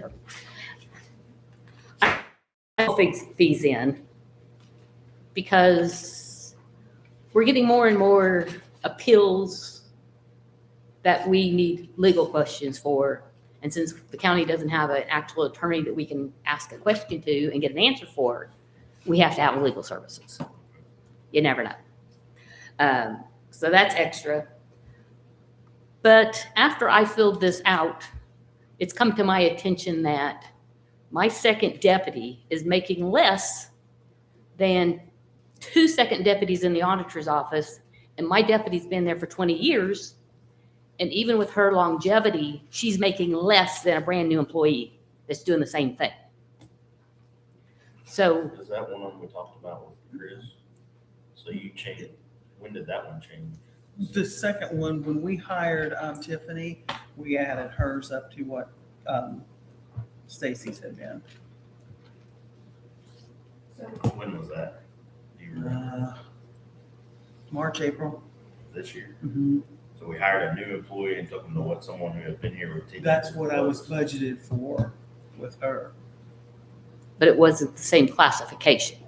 Because when you advertise for a second deputy. And the second deputy's pay, according to the handbook of 19 that we should still have, a second deputy, all the second deputies should be making the same amount. Stacy was making special pay, she was a photographer, She was, not just that deputy, so. Well, and these two are tax specialists. Shasta is a settlement specialist. They're And, still COMOT yes. employees. Yes. So all COMOT employees, according to the handbook that was written by Wagner and Chili, should be making the same amount. Pages 18 and 19, subsections 3.3 and 3.5. So really Stacy's pay should have been dropped to second deputy pay, not a new employee didn't pay of the photographer, which is a special pay. Right. Second deputy should have been dropped back down. So what all second deputies make are COMOT employees. so since, So you have a tax specialist settlement director? Mhm. Is that what we're Shasta. talking about? Mhm. That Well, that's Shasta. And then the tax specialist, admin assistant is Tiffany. And they made 2010 an hour in 2025 with the 3%, they went to 2070, Yes. right? Yes, that's good. So then you guys have, We never changed our classification, we never changed our names, we just call them second deputy. I can call her a specialist all day long, give her a different pay apparently. But, yeah, I don't know how that, COMOT employees, according to the handbook, is a classification. Classification should be paid at the same rate. so yeah, if I, and so if, given what you just said, how do you justify paying your COMOT person we talked about with Chris, $21.92 an hour, and the other one $20.70 an hour? We changed Mandy through the budget hearing in a 24. And then these changed with, when we replaced Stacy. So does Mandy's position still fall within the COMOT? Yes. Actually, all four. All four of them would be COMOT. So Like I said, I'll bring the. how do you go against the handbook and change one and not the other though? Well, we've been doing it since I've been in here. That doesn't make it right. I didn't say it Yeah. does. I mean, and I understand their frustrations Yeah. to completely. Even with Lisa's longevity, for being a 20-year employee, she still makes less than people who are less than 5-year employees. For brand new. Yeah, we got Ralph, Randy. So we're gonna dive into this, Yeah. but I also have August 15th date coming of that. Remember how I agreed to, excuse me, get the study, wage study, that's coming. And I want to look at the two things and then see which we can do, but I think, Like I said, you all have a handbook, which everyone should have, although Right. it doesn't seem like people do. Pages 18 and 19 of the handbook pretty much clearly describes how it should be done and how it has historically been done up until the last few years of how they are classified and then, like I said, and then how they should be paid. and I guess that's some of my frustration with county government is how a handbook is written, but every elected official chooses to follow it or not, apparently is what we were told by our commissioners. So Right. I don't understand. So when you Like, say what, a deputy, but I mean, I guess. what good is a handbook? Right, like I said, to me, when someone comes before you, as an elected official or department head, I can ask for whatever I want for my employees. But to me, as a board, you should be like, well, they're COMOT, those are all the same pay because they're the same duty. They may not be the same description because we're all different departments. Sure. We all do a little bit different. Right. But as far as the basic standard of what they do, that employee is essentially the same. And I guess that's where Roundabout. I'll weigh some of the responsibility because I never even heard of the COMOT until about an hour ago when Chris was standing there. Because I see like on the salary ordinance, tax specialist, second deputy, assistant court reporters, things like that. They have titles and they have whatever, Right. but I've never realized, I guess, that there's a classification beyond They- a title. And like I said, historically, it's always, I mean, even like part-time, someone said, what's the part-time pay at the courthouse? This was the part-time pay. There wasn't, well, if you work here, it's this, if you work here, it's this, if you work here, it's this. Now, I'm not saying about departments outside the actual courthouse. Within the courthouse, part-time was part-time and this was the pay. It didn't matter where you worked in the courthouse. And I'm with you on this year, my focus is not that I'm saying, everybody likes to twist my words, but I'm not saying any employee that works for county government is less important than the next. But I feel like the courthouse has gotten way out of whack here. And my focus is gonna be fixing that in this budget session, because that's why we spent the money with Irwin, Wagner, Shealy to do the wage study. I'm hearing now your all's complaints that, not now, I mean, I've talked to you, we've talked. Yeah, it was the same we've thing last emailed, year. But I do understand and I see that there is a problem. And so we gotta fix that for sure. And then we'll branch out from there, maybe next year, looking into people outside of that. But for the people who work in the departments within that courthouse, that for me, and I'm speaking for myself, I am one vote. That's my focus, is to try to get these wages more directly aligned, because if not, you end up with, 10 departments in there that are just gonna ping pong people around for money. And you can't blame them trying to better themselves, but you shouldn't better yourself going to do a similar job next door. It also help us to know the certifications that we need, because like I say, all we see is just what we see on this budget. As far as I know, the only office that's required to have any kind of certifications is the assessor's office. They're required by law to have certifications. So I mean, that should be in addition to what she makes hourly.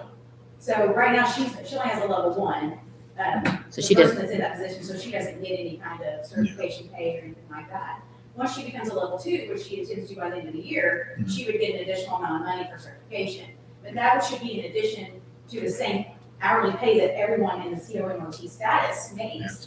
She shouldn't be penalized because she's making a certification, because our And jobs so, are required to. the do way so. it's on the salary ordinance is like, you only have in the office like 2 people really, chief or 3, chief deputy and a second, and then obviously the elected. But the way it's wrote is a level 2 certification, a level 3. So no matter which one of those attain that certification, they then get the $1,000 or the $2,500 on top of. On top of our regular pay. Okay, I understand. that now. And the way the Indiana code states that the level 3 certification for the assessor comes out of the county general budget. The certification for level 1, 2, or 3 comes out of the reassessment budget for the deputies. Okay. All right. So is there any way that I can go back and get Lisa or start her now and finish up the year with the extra $20 an hour or extra So- $1 an hour? She's gonna look into some stuff at lunch and get some documents for us to review on like how this all came about. And I'm not opposed to it, but in this setting, I couldn't pass it anyway. We would have to put it on for a regular meeting and have an additional or a back pay type thing. I'm not opposed to it. I just need to look at it because it's gonna take some calculations on the auditor's office to figure out the pay rate of 24. I don't have that right in front of me right now. And maybe even, it began in 24, right? On Mandy's would have been started That's what 24. Chris was saying, it was in 24. And then, Which if Mandy holds the COMOT Mhm. title, I guess, not a title, but Classification. classification, then everybody else that does, per this handbook, will fall into that same thing no matter what we call it, is what I'm gathering from this, right? Right. So I guess we would have to look at it and see Yeah. when that started. I will say this, and I don't know how it's with the classifications. I will say historically, there was, and I don't know what classification they were, there were bookkeepers. I would assume that's what Mandy was classified. But I would assume she would have a different classification to get more money as a bookkeeper. Because I also know that other departments have, our department don't have a bookkeeper, so I don't know enough about it. Well, and that's what she's listed as on the So salary.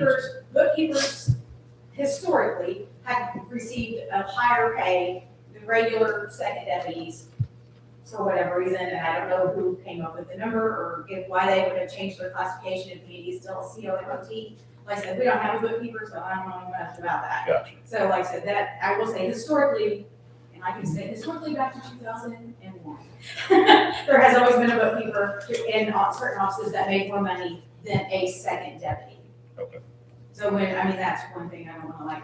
Yeah. So I guess officially what we would like to ask now would be whatever pay the other second deputies get, we would like our second deputy to have that exact, all our budget doesn't show that.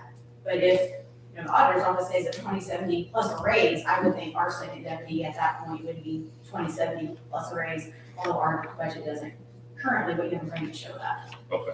Yeah, you know, we got a lot to do really. Yeah. So, Yeah, we'll dig into that. Yeah. I mean, so that's, we didn't know nothing about that until Chris, just before y'all talked about it, so.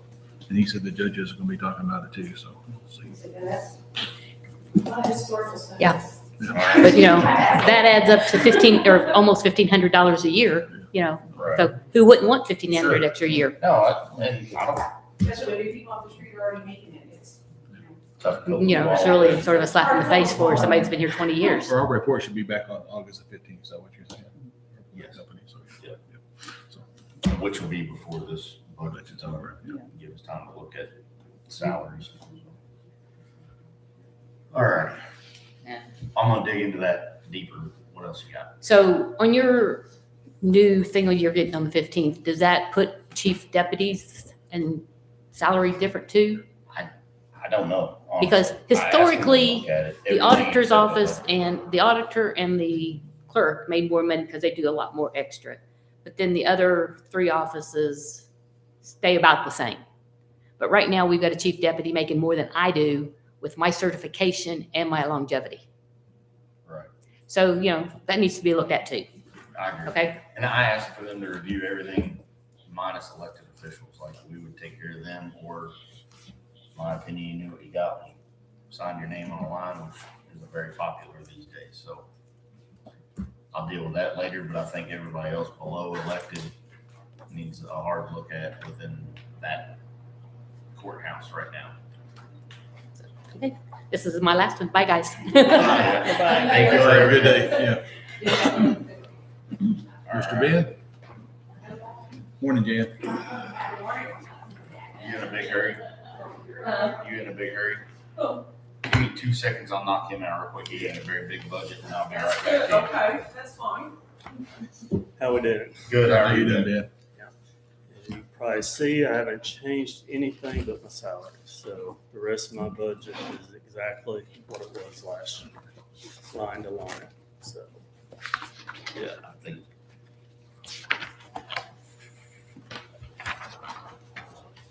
I'm good with all of you guys are. I think it's exactly the same as what you had there. Salaries, obviously, we'll talk more about in the coming weeks, but, Is your fuel been okay? sorry. Is your fuel been okay with the prices up and down the way it has? Yeah, so far, that's the only thing I really worry about Yeah. on there, but I've been mixture 6 years, so I figure if it gets any worse, I'll just have to come and ask for more. Be better to do that than add it to it now, so. But this year longevity changes to the next one, you got another year or so. Yeah, what is, I think at 9 it changes. 8, 9, something like I'm that. going on 7 now, so. All right.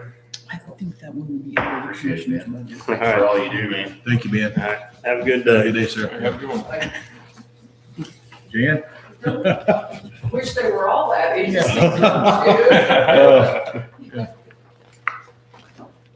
And I apologize if I did reach out to JR, so I will give all of you the copy of what I will be presenting today.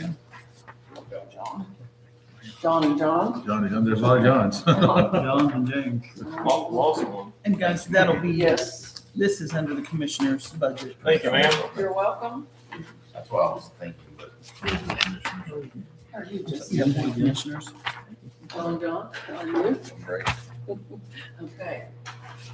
I might need to give you all a second if you wish to look at that. This is the first year I have presented at the request of your council president, and I think it's good that we have this, this dialogue.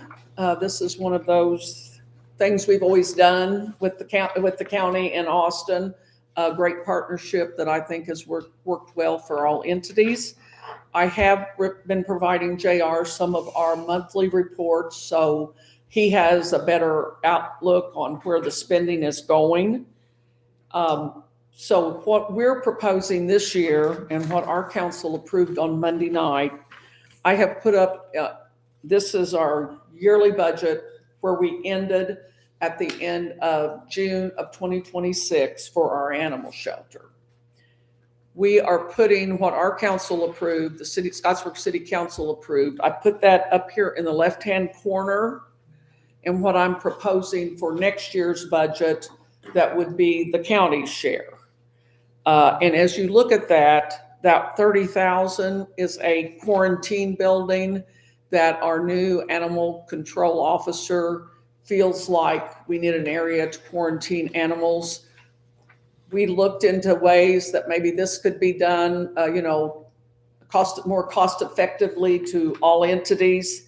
And that's one of those that has to be done by state regulations. It's got to be a 20 by 20 building. And when we get the state involved, there are their guidelines we have to follow. So we've estimated that to be 30,000, which would be a one-time commitment for all of the entities involved. Payroll, our council approved a 3% increase for our employees on Monday night. So that would make an additional $6,600 in payroll. As you look at this report at the end of June, they were $900, they were short in their training line. We have 3 new officers, animal control officers, and they are requesting more training and more in that line. So the total that we are adding to the budget is a total of $37,500. So I tried to make that as simple as I could. Ed, I don't know if this council's familiar with Ed White, our new animal control. When he met with the mayor, he had some other requests as he's trying to upgrade. And as you know, over the past years, we have upgraded the facility.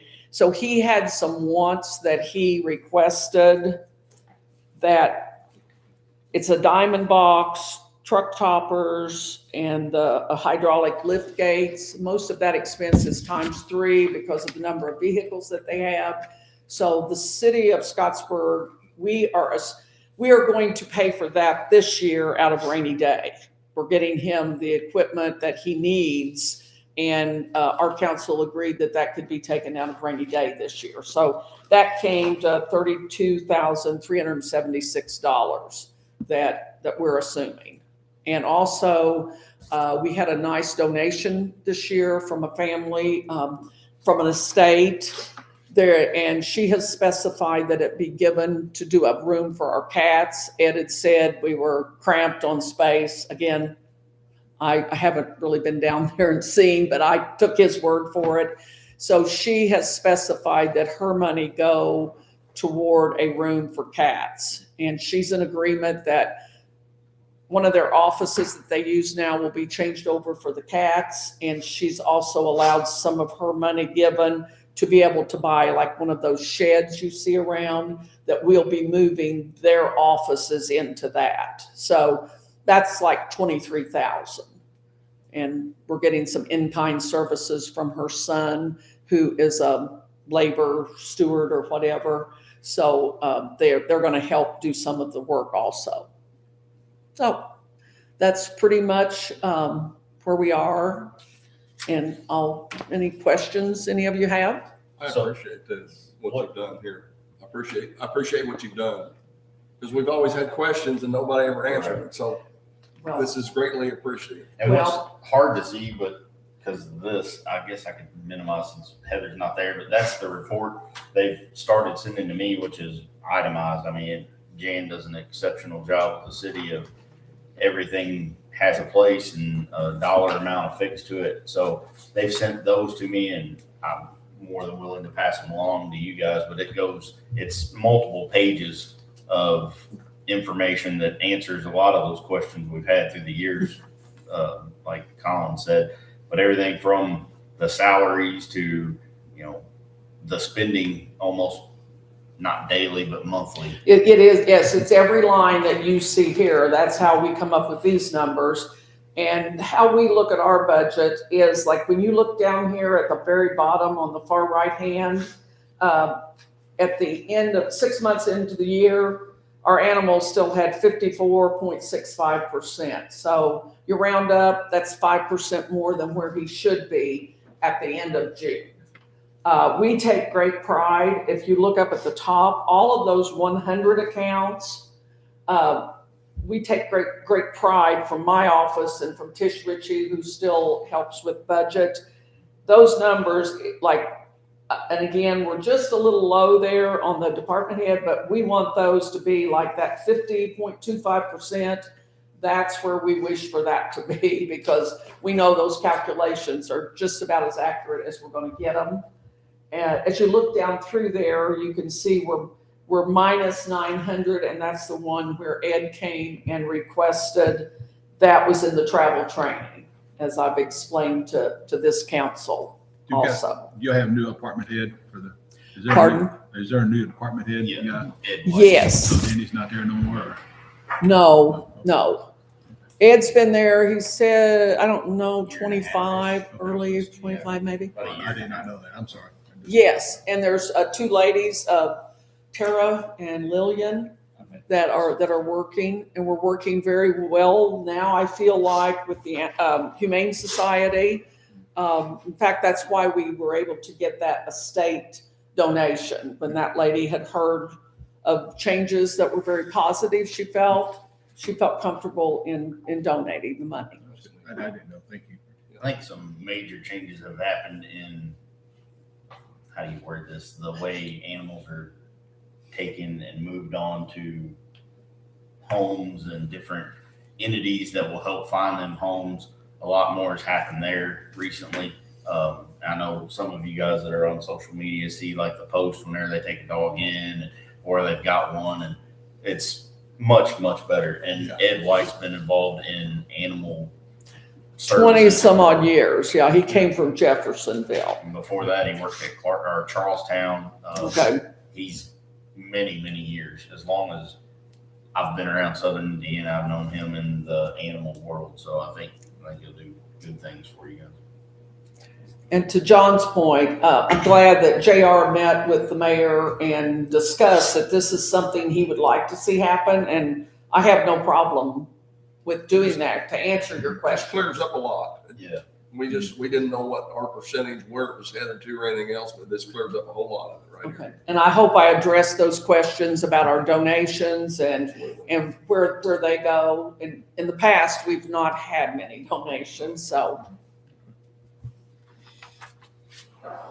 I appreciate it, man. I think Thank you, Ms. we should be good. Well, it's actually this portion of the animal shelter is in the budget that is for the commissioners. So once we get there, I think we'll blaze through it, but it answers a bunch of questions. And I know working with you has been great, and we've got a lot more works in the progress, but Communication, isn't it, Jeff? I think from what we're being told at the state level, we're gonna have to work together and combine as much as we can and think outside the box as much as possible. And this just shows that we're able to do it by working well in this avenue. Just in my 19 years of being in that office, this is the one thing that I've always felt like the county could partner on that has worked. Now, is it foul-proof? No. And we know there's still some things out there that we need, but we constantly would say this is a partnership that has worked for all entities. So also I would like to add that I had them pull my reports from 23, 24, and 25. And in those 3 years, it was right at 120,000 that had been budgeted that the animal shelter hasn't spent. So I think as you look at this request, no, we don't allow them to spend fence row to fence row. So there should be, we say 7 to 8% is what we like for them to have left at the end of December. So I did pull that so you all would know that in what you've budgeted, there's been that excess. So that's 50,000, 55 to this entity that we didn't spend. So. All right. I appreciate you making the time to come down here. Hey, it's a nice break from the hospital, so I'll quickly give you all a J Ray update. He's getting better every day, so That's good to hear. we're hoping to get him home Our soon. prayers are with you guys. Please keep the prayers. Thank Thanks, you. Jan. Thank you, Jan. Bye.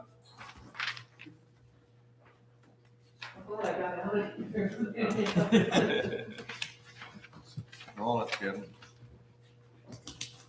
Morning, Kevin. How's Kevin this morning? Pretty good. Good, good.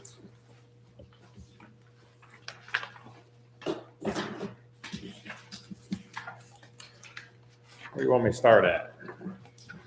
Wherever. What works best for you? I'll just hit the things I guess that we had changes on. Okay. And then if you got any questions from there, we'll go from there. Let's see. On my general MVH unrestricted, the tires, I did increase that to 12,000. We're struggling to keep the tires replaced for the budget we did have. Everything else, any kind of other increases on there would just be insurance and such like that. Are you guys able to buy tires on like state bid price? I'm not 100% sure on that. We've been buying from Best Buy. I mean, I think we can to a certain extent. Best one. Sorry, I was Best like, Buy. Best Buy ain't got time. Best one. You're getting somewhere I don't know Yeah. about, man. So we started doing recaps with them for our rear tires. We've had good luck out of them. But you know, a daggone good drive tire, a good steer tire now is like $400 to $500 depending on the price. So, but we've been having luck out of the recaps. They kind of talked us into it. I never was a fan, but for what we do, it's not like we're on 65 running 70 mile an hour, you know, for the most part. They've been good to us. That's drove some of the costs down. So, but yeah, that's mainly who we deal with. And then of course, Scott County Tire does a lot of our tractor tires and stuff like that. My next one would be MVH, unrestricted maintenance and repair. One thing I put on here is I increased is a deferred comp payout. So we haven't done this in the past, and this is kind of a policy thing. So if I can get the funding, I'll have to talk to the commissioners about it and the HR department. But So right now we're supposed to have 80 or less on comp time with our employees. That's usually really a struggle to try to keep those guys at 80 hours or less. So the only other way to try to combat that would be, hey, let's raise what you could supposedly have on comp time.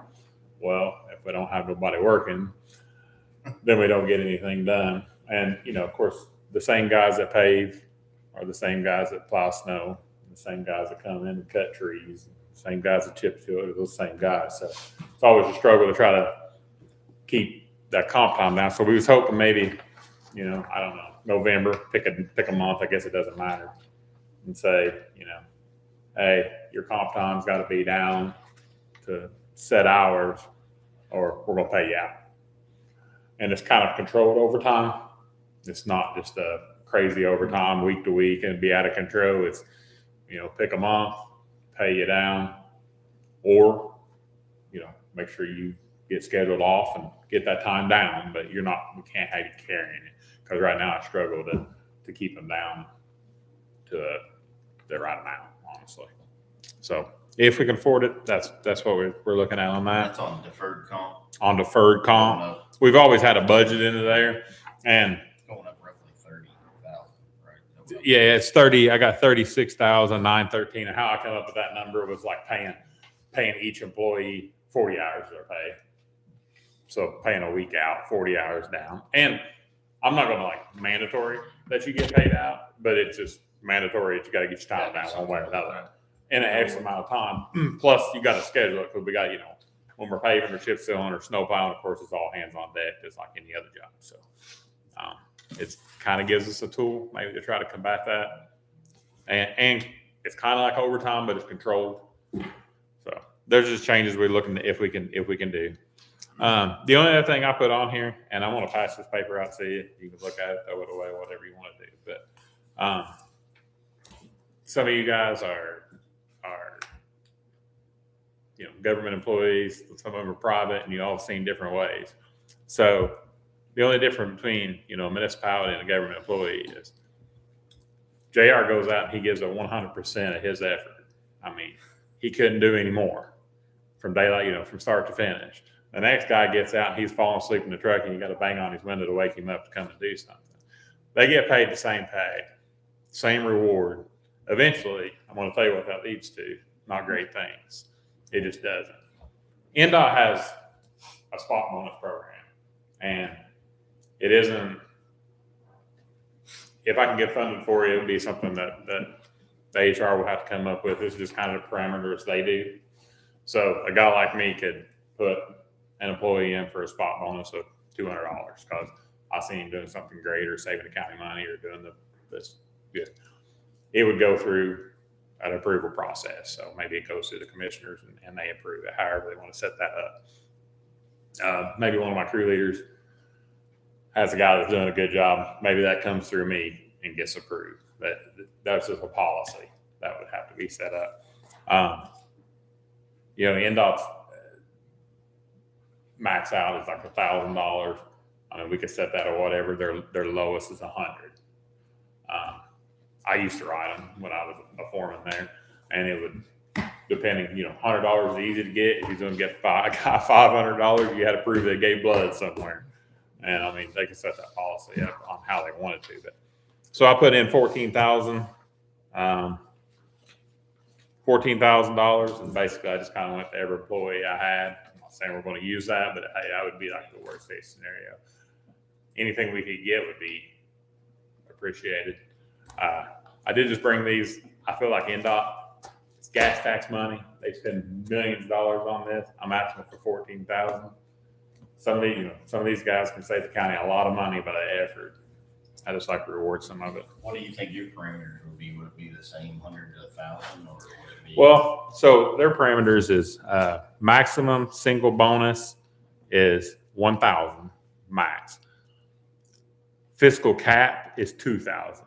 So one particular employee can't get more than over 2,000 no matter what. Yeah, I think 1,000 cap. I mean, we'll to start it. as a year for the county at our level, our money would be fair, you know, and that's got a lot of money. Do you think you would do like 1 to 500 with 1,000 cap? So at least they would Yeah. have the option to get recognized twice. Yeah, that's a great idea. I mean, honestly, yeah, I mean, I 1 think to 500, and That'd be maybe fair to look Yeah. at. I would like to set it up, you know, that it just. I noticed how we did it there. It was like it went. Yeah, I was a foreman or whatever. I still didn't approve it. I didn't even approve the $100 bonus. Yeah. I'd just be like, here's why. Give it to a guy that has no, you know, nothing in it. That's what I'm saying. In this you know. county, we have a personnel board. Maybe it'd be a use of them to send something like that to a personnel board, and other departments may even jump on with that I think that would idea. be an excellent idea. It's not, and then you got a board of people, which doesn't mean like, you know, Joe's my friend, I'll give him 500 twice a year. Because that's obviously what you're gonna get accused of no matter what. For sure. If they pull, you know, Joe may have pulled 13 people out of a burning car, 50, 60, 31, don't matter. They're gonna say it's your buddy. And so maybe that'd be a good use of the 1 to 500 range with 1,000 cap. And then it goes to that personnel board and they are the ones who approve it to divvy it out. Maybe. Yeah, and kind of how theirs went, and we could do something similar, set it up something similar. It would be like the 5 whys. And it's like you had to come out with 5 reasons why, you know, different reasons. We could mimic something like that. It's a great idea. You gotta do something because otherwise, what's your base lowest guy, 20? Yeah, my one guy like 21. I mean, say your $21 an hour guy has got a CDL, anywhere in the world pays 25 to go drive a dump truck. So to retain them, for the problem I know in this market that you're in is we become a training ground because you can't retain employees and it's tough. So that would be, I think it's an excellent idea. We've done well at retaining, but the goal would be keep doing well at Yeah. retaining. Oh. And I think if you just go stagnant over a period of time, you won't. Right. I agree. But like I said, anything that we could make, so be it. But that's just a start.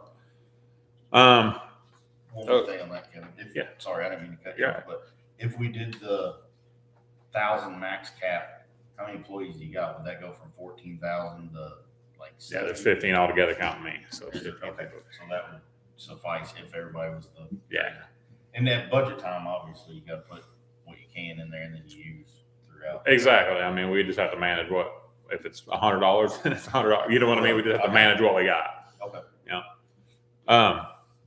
The next thing I have is the MVH Unrestricted Highway Administration Fund. Besides the salary generic we did, software. So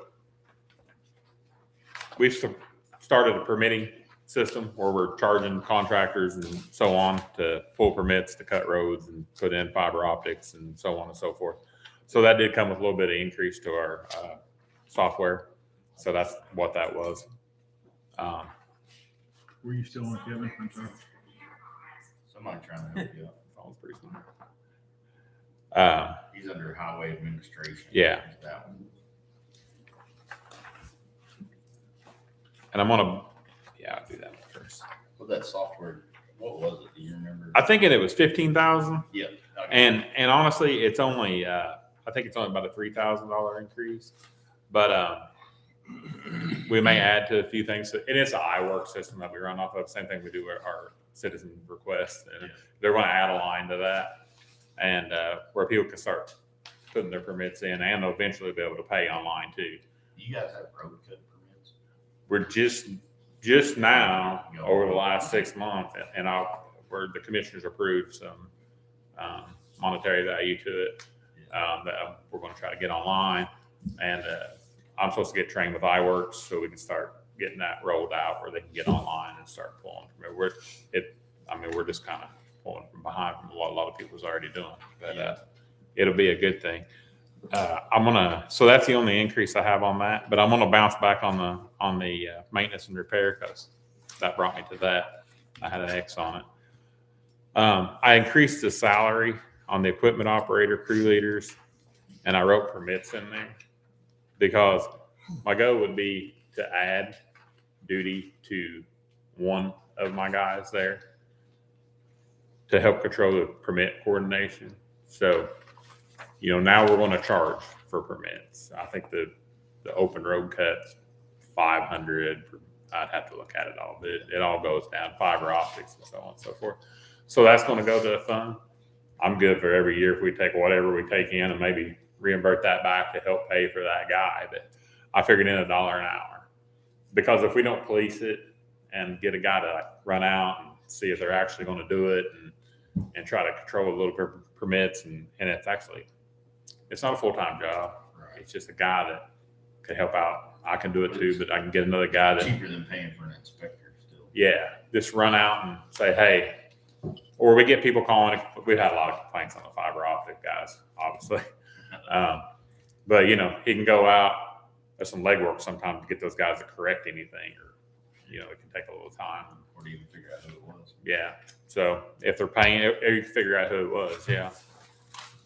So if we can afford $1 an hour, of course, we'd have to run that through the HR and get that changed and all that. But that's what the increase I have on there.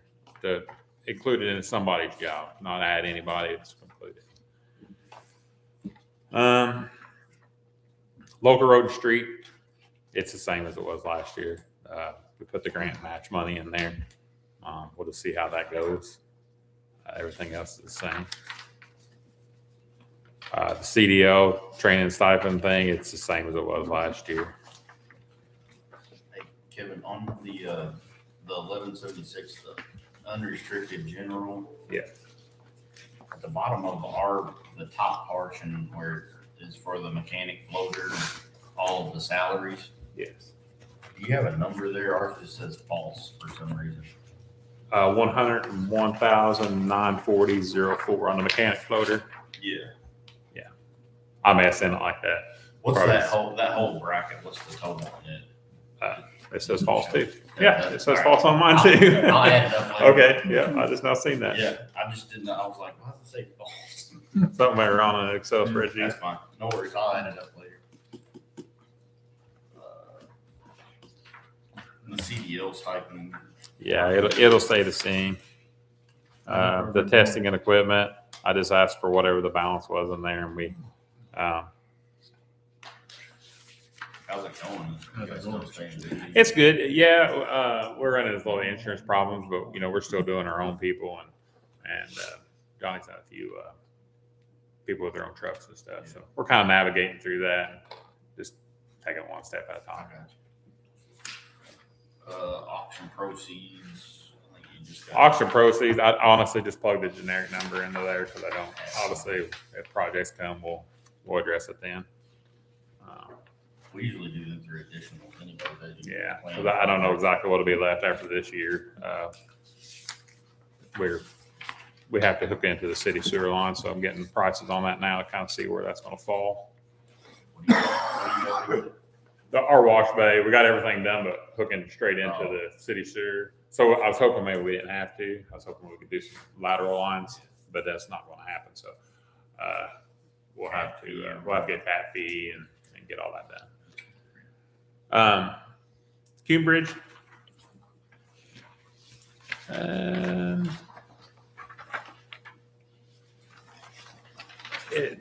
I have Bridge 28 at 150,000. I honestly just tried to come in as tight as I could. I may be back to adjust that, but that's kind of a little bit of a moving target on what our consultants are getting done. So I just kind of want to get the most real number I possibly could. And that's the max money number. It'll be much more than that. But, as we pay, that money kind of comes back in. So what do you see for happening with that in 27 planning stages?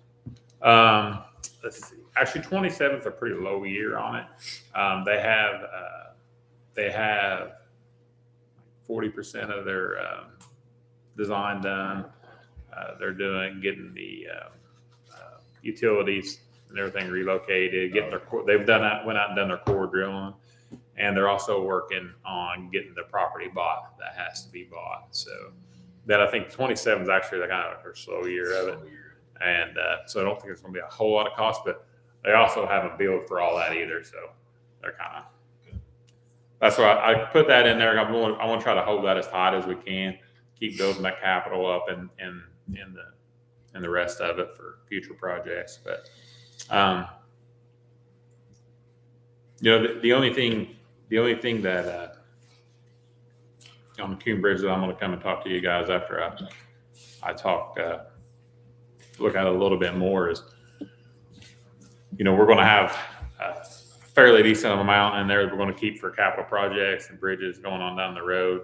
So, I talked to them about if we can invest that money and maybe reinvert it back into the Coon Bridge Fund, maybe to pay for some equipment on a yearly basis in the Coon Bridge Fund. We can talk about that. But I think of course, this all kind of depends on weather and so much. But I'm thinking that we could probably be somewhere around 70,000 that we could make off of the Coon Bridge Fund that it might be able to reinvert into itself. With what balance I think we probably ought to keep for future projects. Maybe we set you and the treasurer, Ryan, have him come in. Yeah, I've talked to Ryan on the phone a couple times, and he's invited me up, and I've not made it myself. He's got a pretty good thing going with where you invest in Indiana. There's an option to, you had a catastrophic event, you could get your money back out of it without penalties. Yeah, that's what he said. I think he says right around 4%. So by my math, it was right around 60 to 70,000, somewhere in that range that he could come back and possibly pay some different things for, the Coon Bridge. The guy, obviously we've tried to increase our awareness on the bridge maintenance and so that all costs money, which it'll pay itself back. But no, it makes sense. Yeah. I think that's all. That's all I brought. Did I miss anything? Yep. I did. Is salt in here? Yeah, it should be.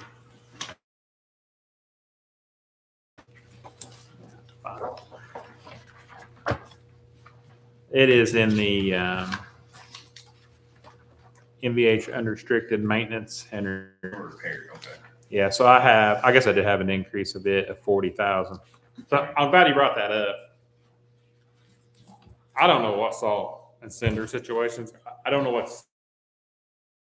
I've so far not been able to get any cinders. I text the guy about once every 2 weeks and I get the same response of no. Apparently they have a huge project going on down at the power plant that they're using them. So they're not even washing them and putting them out there for anybody. So we're looking at options of what we're going to do about that. I think at the next meeting, I'd ask for a transfer for out of our local road and street paving line into that so we can just stock up on a bunch of stuff for this winter. This winter, we might even go cinders, sand, salt mixture.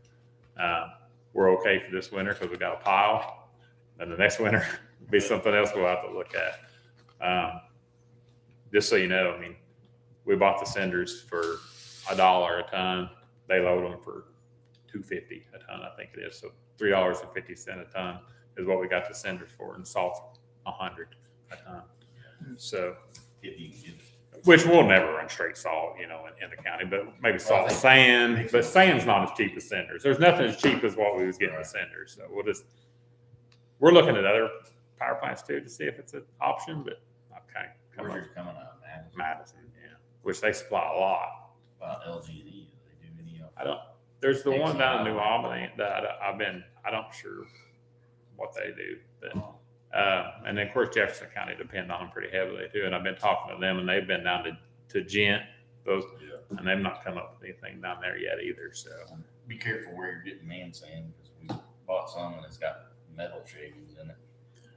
Really, shaving it. And well, causing me problems. I think we might be able to get sand from down on the river, actually straight out of the river, Nugent, and that might save us some money there. Just get it out of spray or whatever.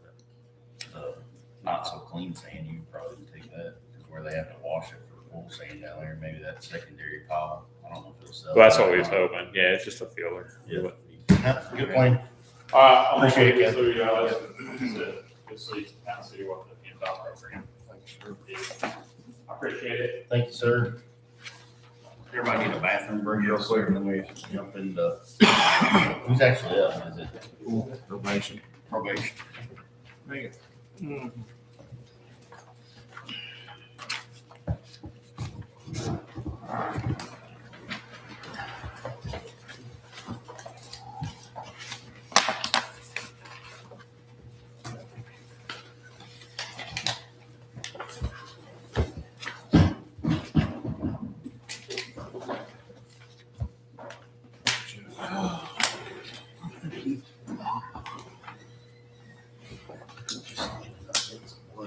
Oh, you kidding? You want to mute me to mute Yeah, this? we can for just a second. Then we'll jump.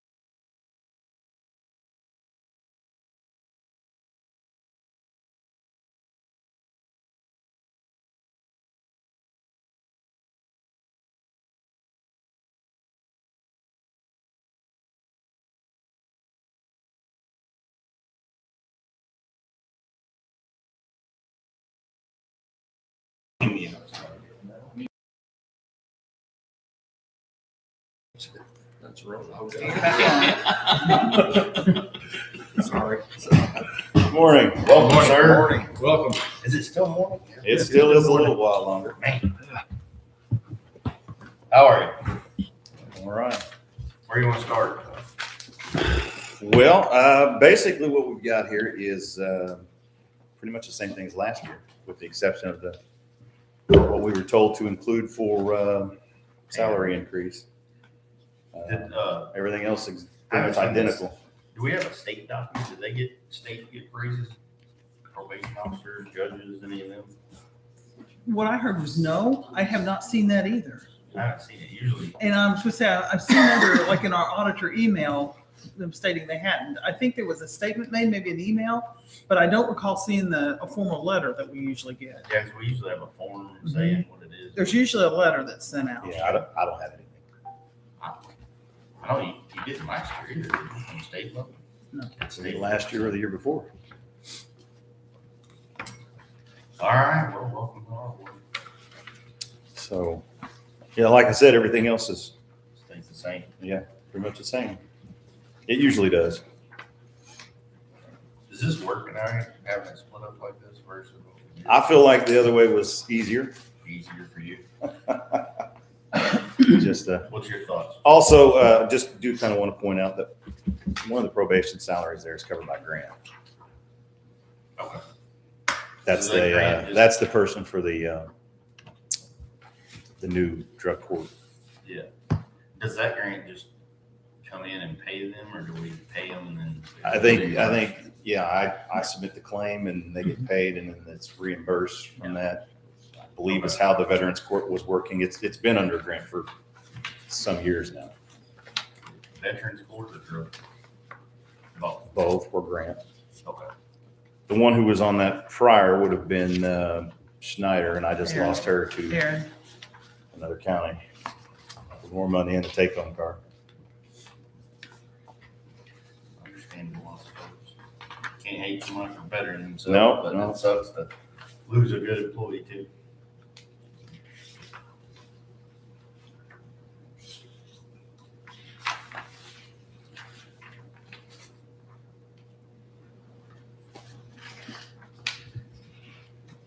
What's he talking about? Remember where we started? They have Veterans Court. They've had that for several years. So there's a probation officer that covers participants, I guess you call them, right? In Veterans Court. That portion of their We salary. have withdrawn from that, Yes. is although paid Judge by Mountain is the still involved.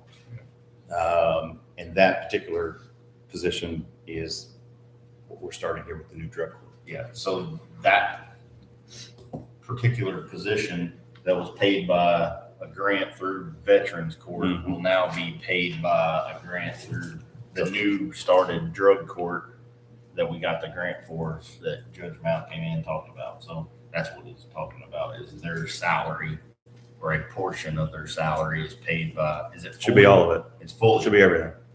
Paid by the drug court grant. So I think it'll be kind of a pass-through where it'll submit a claim and then more than likely we'll pay it and then it'll come back out of that grant. Right. Okay, The understanding. I got you. I see it here now, so. You might have any other questions? Salaries, I have no idea where we're gonna land on those. We usually don't this early in it, but once we get some revenue numbers and crunch some things and figure out what we can do. One focus is gonna be the courthouse. I said earlier, I'll say again, we asked for a wage study from that Erwin Wagner Shealy group. That's gonna be here August 15th. We're gonna look at that along with some information that came to us today about classifications and things like that, try to adjust people where they need to be within mostly the courthouse and then probably branch out from there next year. So may affect some of your support staff that you guys have. You got 3? Is that right? Should be 3. We have 2. Yes, you have 2 and then it should be 3. And then hopefully in 27, we can combine you guys into one area and not be spread out on 2 floors. So Yeah, I hear that's the plan. that's a lot of moving parts and a lot of money for renovations of this place, moving and over there as well. I mean, I would say, all said and done, if we're under $1 million, I'd be shocked. Because I'm sure people's gonna need furniture and everything else, so $1 million, $1.5 million is probably what it's gonna end up costing to do all of that. So, Yeah.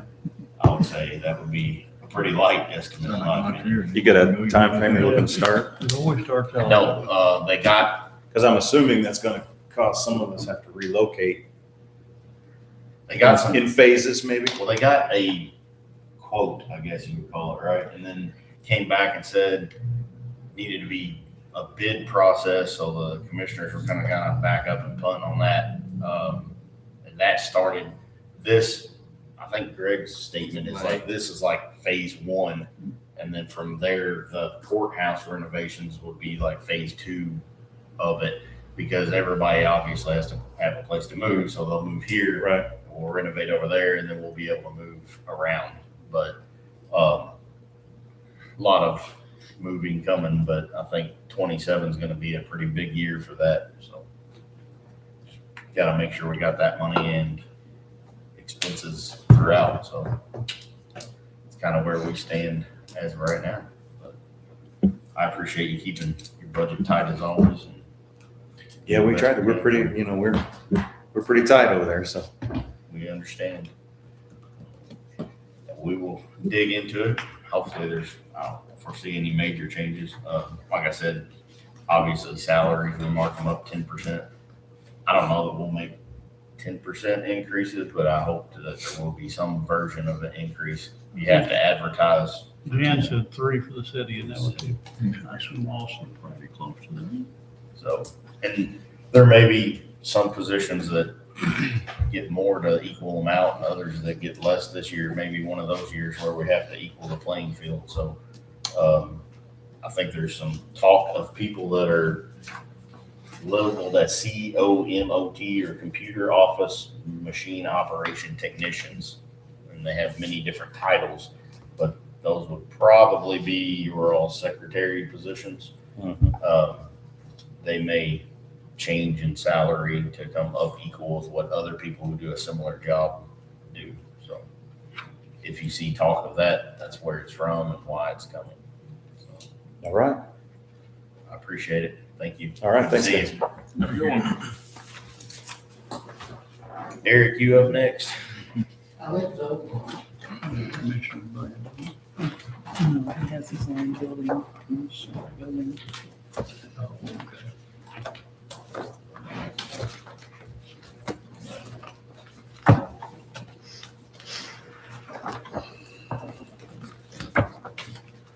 Eric's under what? Building custodian? That's what I'm kind of, maintenance and custodian.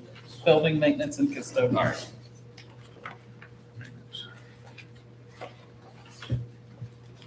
It's under the B, building maintenance. Building maintenance. So it's the first one. Building maintenance and custodian. Yes. How are you, sir? Doing okay. All right. What's the big changes? Anything good? Well, I'm trying to add in these buildings over here and stuff. That's all just a guesstimation. Yeah. So are you, as far as utilities, or are we adding them in as far as like maintenance of it, or all of the above? Yes, and housekeeping, janitorial stuff. What do we do for that right now? She comes over like once a month and cleans over here. The lady who cleans Lisa. the courthouse? Mhm. Okay. What, is she just doing this room and the bathrooms, or is she doing the whole building? She's, Go ahead. go ahead. I'm sorry, I'm just asking. Go ahead. She's doing these rooms down here. Yeah. She's doing kind of the hallway area up to the meeting room up front, the Okay. one upstairs, Yes. and then the bathrooms upstairs and the ones down here. Okay, all right, I just, because I know some of the building needs. A lot. Yeah, yes, sir. Eric, is there any plans to do anything with the awnings over at 911? I think so. They I just take got them texted down, about it. I just assumed text. I just got texted about it last night, so I didn't know anything. He asked me if I had money in my budget to cover it. How much? Well, I just didn't know. I'm talking possibly one time about just taking them down. I don't know. Okay. They don't ask me if I had That's 15,000 left in commissioner's my. business, not ours so much. Could be some money involved. Yeah. 15,000. Was there two over there or one? There's one, I think it's two. Two on? Yeah. 7,500 bucks. yeah. How many bids did they get on that? Is that something that Didn't get 'em you yet. want to plan for next year? Or, I mean, it's not in here, is it? Yes, I actually put it in the commissioner budget after I talked to Greg Prince. We moved in the commissioner's budget, their repairs was at 5,000. We moved that to 20.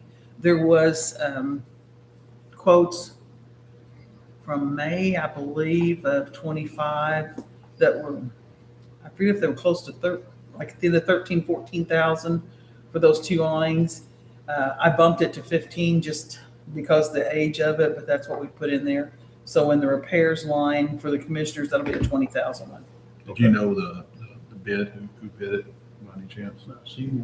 I think, I'm almost afraid to say, that's what I'm saying, it's over a year Was ago. it TAG? Yes, I think that's who it was. That's what I'm thinking. They do a good job. Who is TAG. I think that's right. Yeah, they do a really good job. So the plan, because I know that was one of the things that has been, people asked about. The plan is to put it in the budget for the commissioners for 27. Sound right? That's where I put it. Okay. Well, First I heard about it last night, so.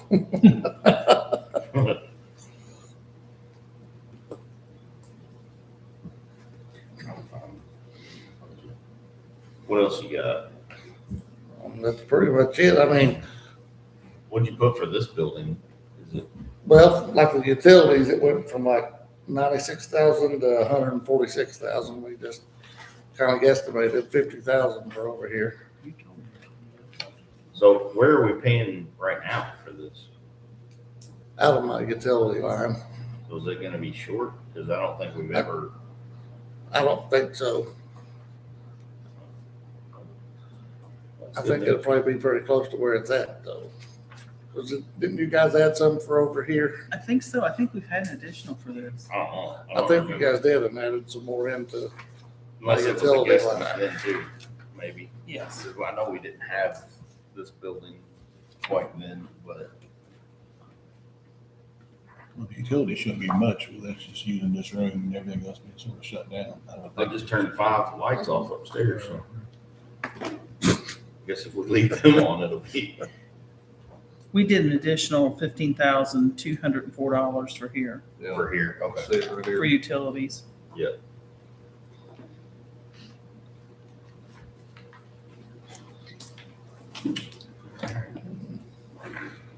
and then the contractual cleaning.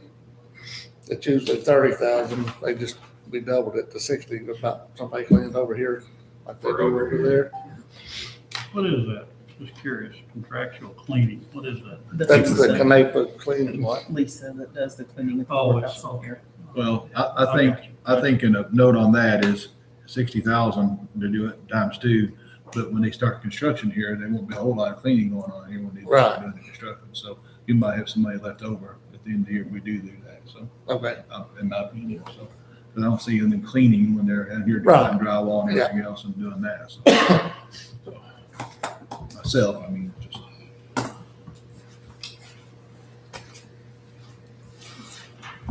And repairs and maintenance went up. We doubled it from 50 to 100.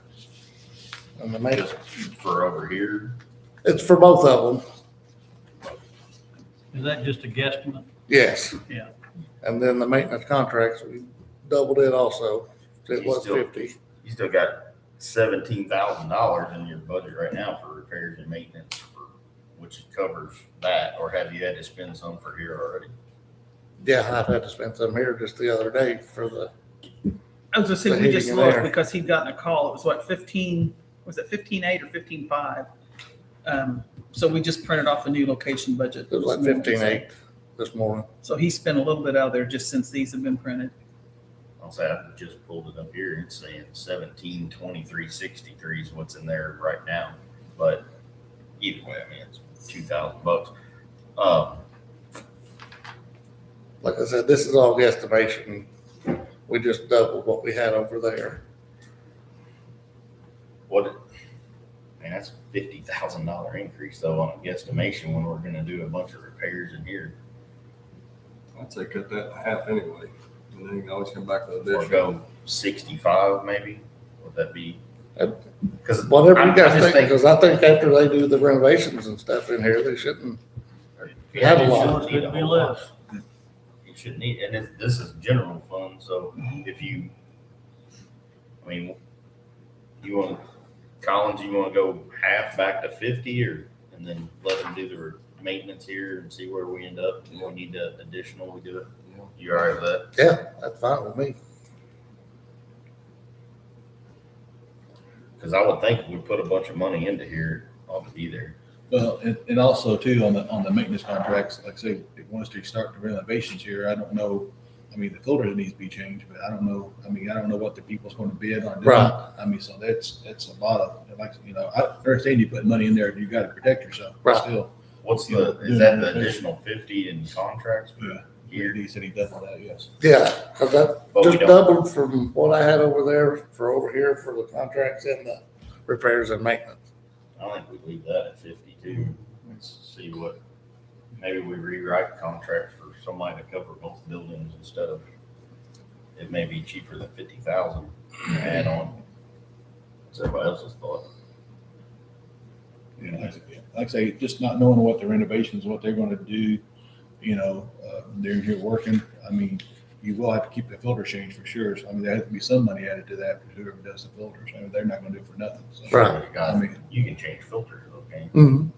I mean, so that's, I mean, I don't, I mean, I mean, if we gotta buy filters, I'm fine with changing them bi-weekly, but well, no, I just think that with the renovations, I think cutting them both of them back to 50 would be, we can always add more money to it if we need to. good with that. That's $100,000. Yeah. That way. I just not being, I mean, I'm not, And then the contractual cleaning,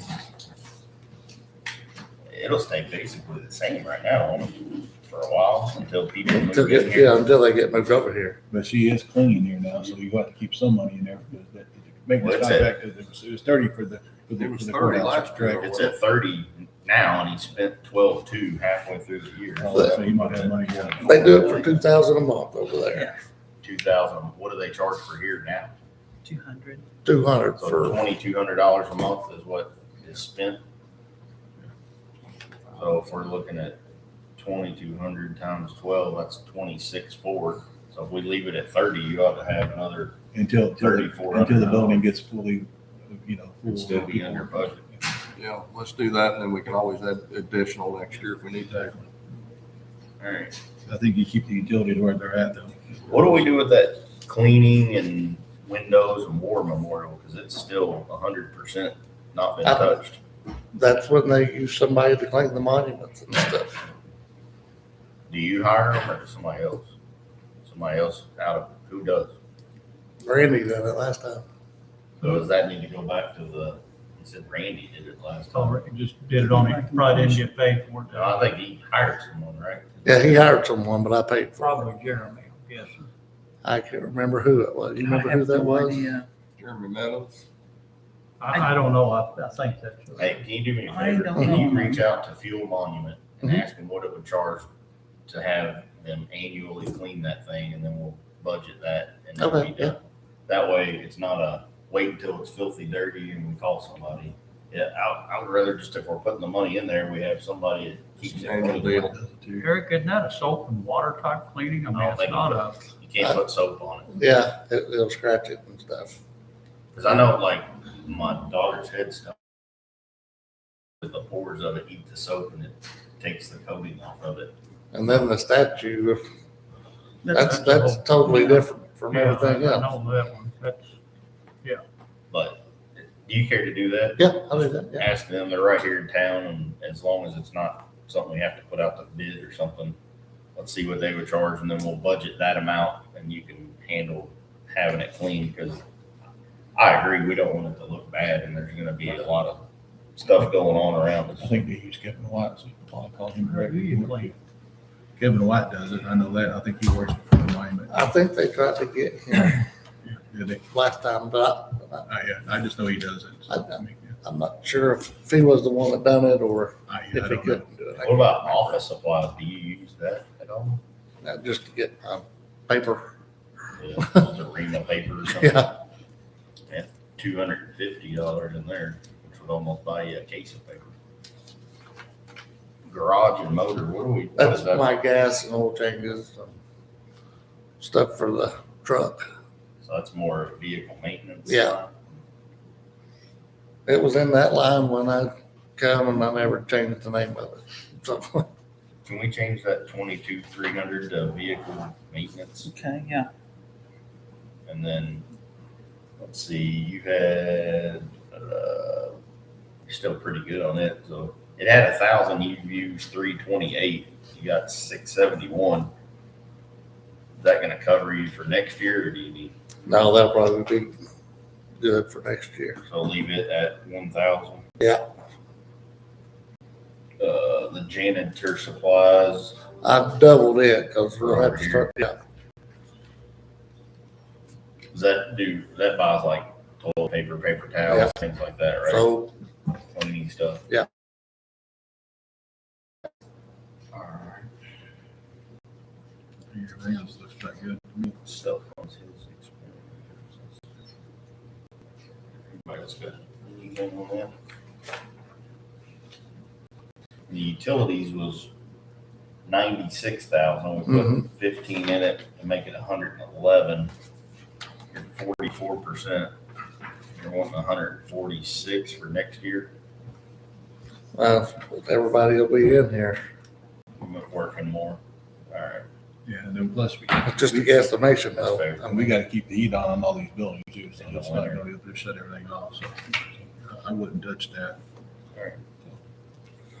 Sounds fair. I think those changes, we can make it work. And then on salaries, we'll look at those as we get ready Yeah. and stuff later in the budget time. But you're marked up 10%, right? Yep. Okay. All righty. I appreciate it, Eric. All right. Eric, thank you for what you do, sir. Hey, if you want to shoot me an email or you can call me or whatever, I want you to find out, and then we'll make sure we got that in your budget. All right. Thank you, Eric. Thank you.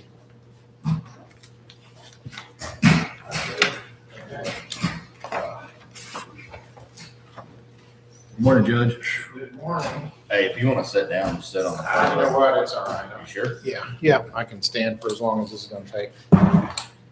You know, I've tried 6 years to get you guys to move over here, and then you finally do, and I gotta crutch my butt across. We did that on purpose. No, that's right. No, I appreciate the efforts we're making to get things relocated. I know it takes time, and I know that's not what we're here for today, but really look forward to continuing to move forward on those projects. If you guys are ready, I'm sorry, I'm just kind of assumed the mic. I don't think I've got a couple of things. I think Mr. Owens may have raised an issue this morning. I know you're going to hear the same issue from the clerk and from the Superior Court judge about how salaries have worked. I'll kind of talk about that in a minute. I did put in the 10% suggested raise, and I know that sometimes is pie in the sky, but I'm going to tell you that I'm at risk of losing my employees if I don't get close to a 10% raise. And you know, I've been an office holder in this county for 22 consecutive years. I think John's got me on time, but I think consecutive right now, I think I'm the longest consecutive serving county official. And I do take this budget process seriously, and I do try to ask for only what I need. And you know, I understand that the bucket is only so deep, and I've continued to have that practice, and I try to be as straightforward and honest as I can. Just a couple things about change. I didn't really ask for much more in any real places. I kind of just carried everything over, but of course, inflation, everything else is affecting us all. I still think I can make that budget work. A few things, the recovery court, that's a grant. All that is grant money. That's in my budget. I think what we did was we took, since they didn't grant us the funds for a public defender, which we do need, Mr. Stigdon's going to put the public defender into his budget, which may help with some reimbursements on his end and some things like that. So we're still struggling to get that going, but I have a meeting with State Court Administration on September 23rd to be provisionally approved, and then we're going to get started. So we had a few setbacks One setback was Erin Schneider separated from county employment. She was my probation officer who was going to be running that program, and she and I were ready to go. And then in March, she found a better opportunity in Floyd County. Higher pay was part of that, but also she does live down there, so it was a little more convenient for her. So I won't say that was all about pay. And the probation officers are paid on a different scale anyway. But some responsibility changes. So having to refill that position set us back a little bit about getting recovery court started. But everything I've asked for under the recovery court should be grant funded. I haven't gotten the official word on what the grant will be yet, but it should all be grant funded. You would notice if you looked at the salary drop quite a bit, apportioned in that, and that's because I went from a 10-year probation officer, we're required to pay them on a certain scale, down to a 1-year probation officer. So that saves us like $25,000 a year on that salary. So I changed that. I did, and I would ask you to seriously consider approving an increase in our travel and training budget. As I said, inflation is hitting all categories, but it's particularly hitting travel and training. We have travel and training that's required for us. And honestly, because I've been on kind of a surgery journey this year I had a knee replaced, I just had a bone fusion, and I'm going to have another surgery in November. Because of some of my surgery schedule, I haven't really done much travel or training this year. I've done a lot of it remotely, but I'm required to attend a conference in September, which I'll be attending in person, as well as Judge Frazier. But so our travel and training our expenses are down this year, but we're still going to spend it all. But the other big portion of travel and training that I have found to be very important is over the last 2 or 3 years, I've started sending my staff as a team to travel and training. And so I think that's important team building. It's important skill building. It's important networking for those girls. And it's a benefit, really, since we haven't been able to give them a raise in so long. It's just a little bit of an appreciation and a pat on the back. And so I'm asking for $2,000 more in travel and training. That's A, because I'll be training more next year because I couldn't this year. B, because of inflation and the cost of all those things. And then C, because my staff is really starting to take advantage of doing some of those things. And so these are not glamorous places that they go. They're all in Indiana. It may sometimes involve 1 overnight, never 2 overnights for them. But they go to wonderful places like Plainfield and Terre Haute. So it's not like they did get to go to French Lick. So that's where most of us go anymore. So it's not like it's a big weekend in Los Angeles or anything like that. It's all local, pretty much local travel. And if they go more than 50 miles, I give them the option to stay overnight. They share rooms when they go. It's always 2 to a room when the girls go. So, but it's a great opportunity to team build. And I think the auditors started to do a little bit of that. I know the clerks started to do a little bit of that. And I think there's a big advantage in letting them do some of that.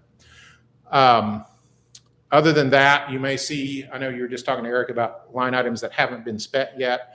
I know we've got some extra money under guardian ad litem and attorneys and transcripts. I would say that those are the types of things that we assign attorneys to those cases. They don't like filing claims any more than anybody else does. So a lot of times they'll wait to the end to file a claim.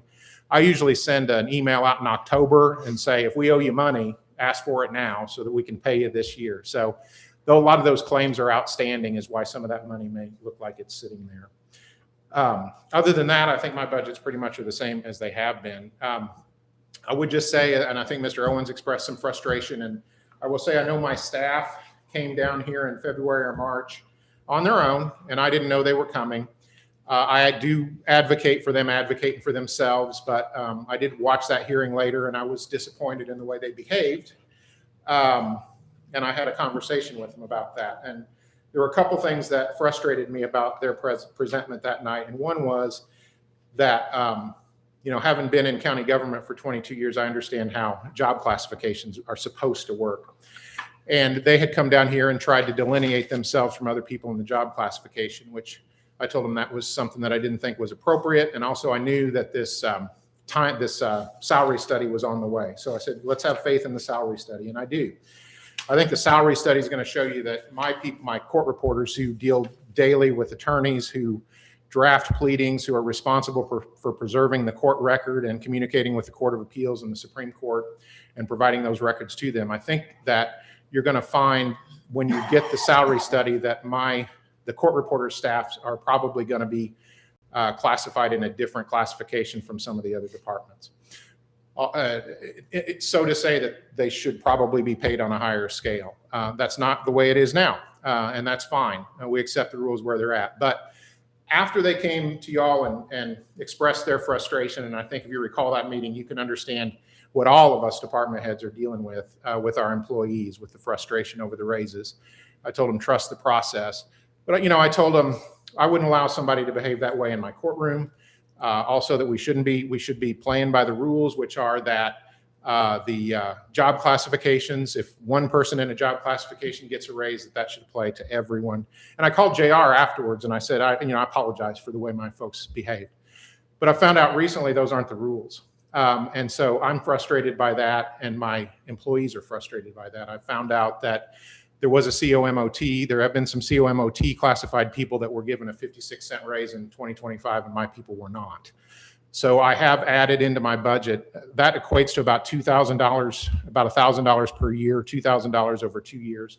So I have put in my budget request a salary supplement to make up for that raise that some people got as COMOT, but not everybody got. So I'd ask you to seriously consider that too, and particularly because, as I said, I try to play fair, I try to play by the rules, and I made certain representations to my staff, and it turns out I was wrong, that those weren't the rules. So I've put that into my budget along with a 10% raise. So I don't know if you have any other questions, but that's what I've got. So I'll just say that I share your frustration. Yeah, I know. And I know things happen, and, and I'm not pounding the table, but. I was just baffled by the COMOT when I heard it this morning, and I think many people at this table, but for us, we see job titles like senior court reporter or bookkeeper or whatever. See the certifications. I've never seen a job certification, and I had no idea that existed, which is probably my fault, and I'll own that.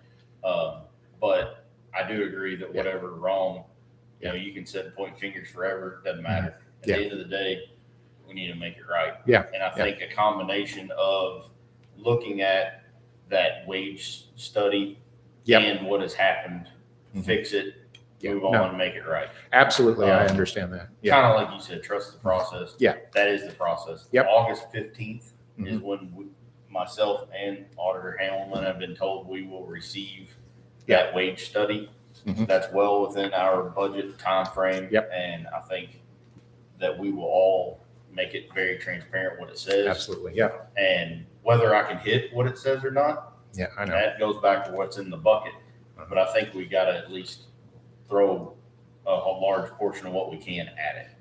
And that within the courthouse is one of my main focuses for this budget year, is to try to fix some of that I just learned about today, actually. No, I just learned about it too, and I know, and it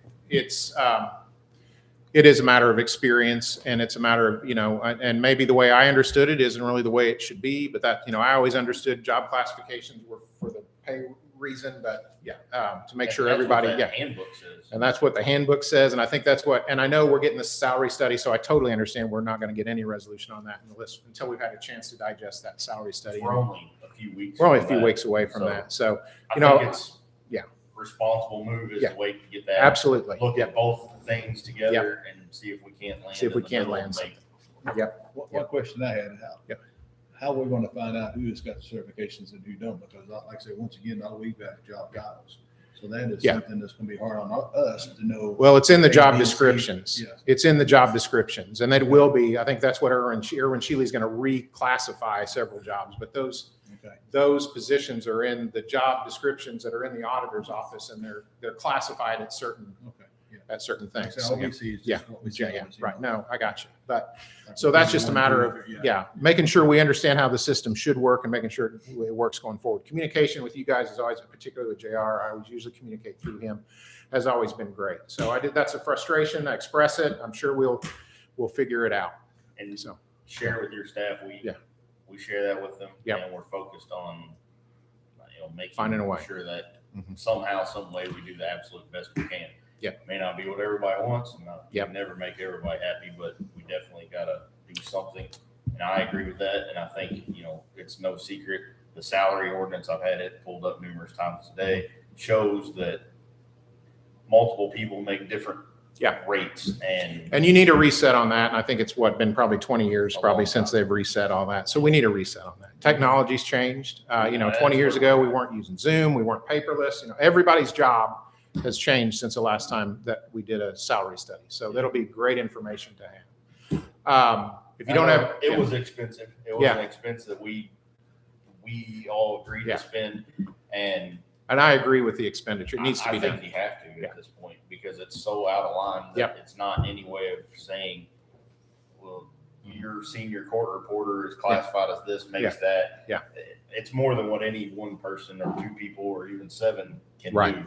And I stand by that decision to spend that money. I think that's what we need to take care of Yeah. our employees, which is our biggest expense, but our greatest asset. Yeah. And I don't know if anybody else has any questions about anything. I'll just close by saying, I know it's easy to say, well, Clark and Floyd pay what Clark and Floyd pay. We're not Clark and Floyd. I understand that. But Washington County, Harrison County. And the other thing I'd say is, maybe one of the reasons that Clark and Floyd are different than Scott County is because we just believe they are, right? Maybe we ought to just kind of figure some of that out. I know our resources are different, but the jobs are the same. The cost of living, again, it's a little bit different in Clark and Floyd. I understand that, but the jobs are the same. And I'm getting to the point where, the other thing I take a lot of pride in is all my employees live in Scott County. It hasn't always been that way. It's not that way for all the departments. It's not a hard and fast rule, but it's a goal of mine to have all my employees live in Scott County. Well, I have good people who are living in Scott County who have considered taking jobs in Clark and Floyd and driving 25 minutes each way because it would make sense financially for them. So I know the money's the money, but I just implore you to really seriously consider. I think we do have employees that are on the brink of finding other employment, and we have all this investiture in them, in training and in capacity and in understanding how to do their jobs and in getting along with other people. That's the other thing is I've got a great team of young ladies that get along real well. That's not always the case. You plug a new person in and I could just blow the whole thing up. So, above everything else, I'd ask you really to consider where we can go with salaries. So anything else? Thank you. Thank you very much. I get 10 more days in this cast and then we'll see where I'm at. So Thank you, Our Judge. prayers are with you for that's a right. quick recovery. Yeah. Speedy recovery. Thank you. Thank you, Judge.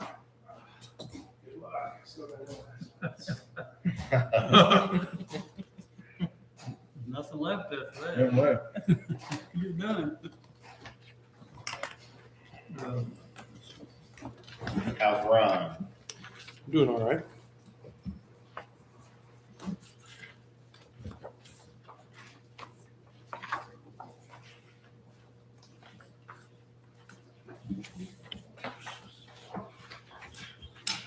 Morning, Ryan. Hey, your name came up earlier in one, so I'll tell you about it.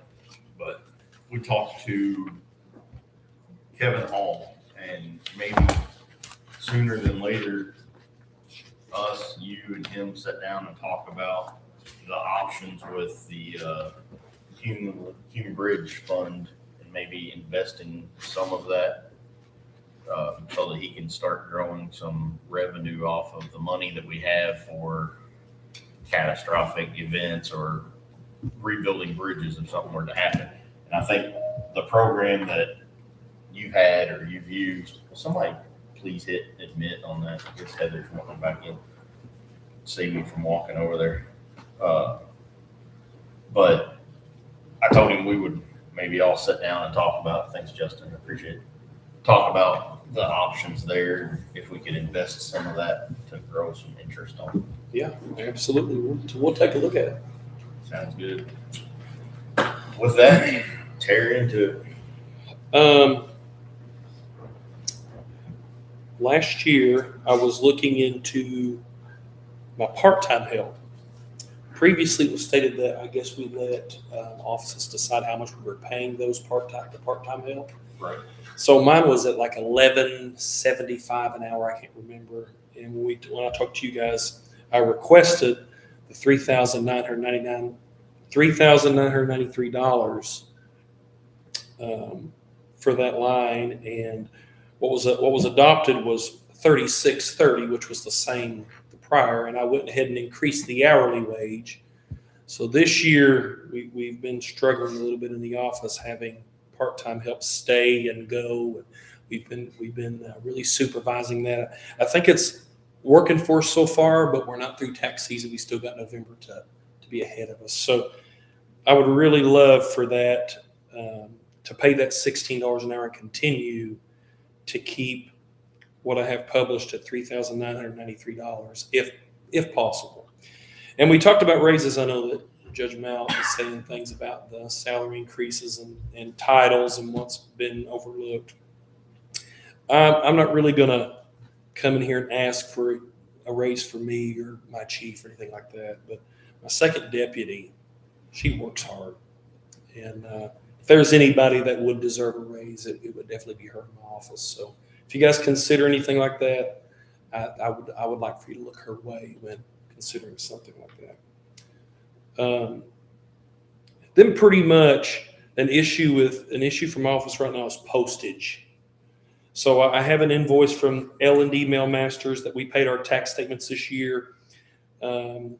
What I published this year was the same as last year, was $6,800. This year we had to pay them $6,600. What y'all gave me this year was $62. I had to ask for an additional there, which was done. It was paid. The year prior, we had $68. So I wanted the same. I guess you guys seen fit to cut that, but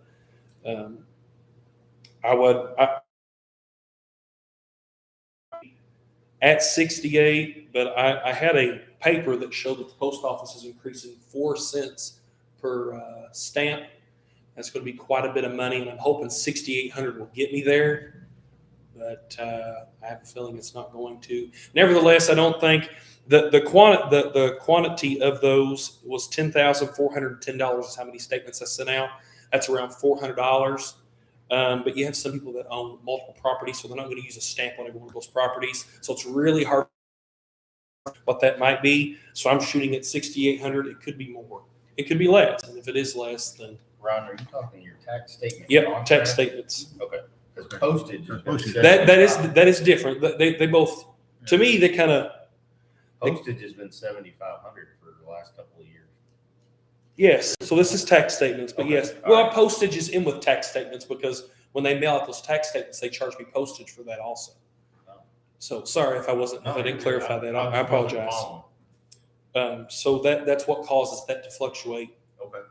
Postage does. So Sorry. the contract part stays at 68, and then the postage goes up Well, because it's two separate lines. I think that I can swing postage at 7,500. You haven't got much in there now.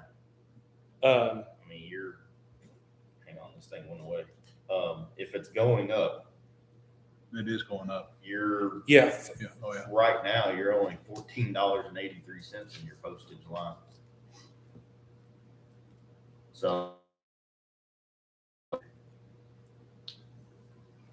I'm not opposed to the 81 you have on the line. I'm not in any way saying I disagree with that. Oh yeah. With a 4 cent increase, that 7,500 ain't gonna do it next year. Yeah, I do believe on the postage, I did ask for the increase of 8,100 there.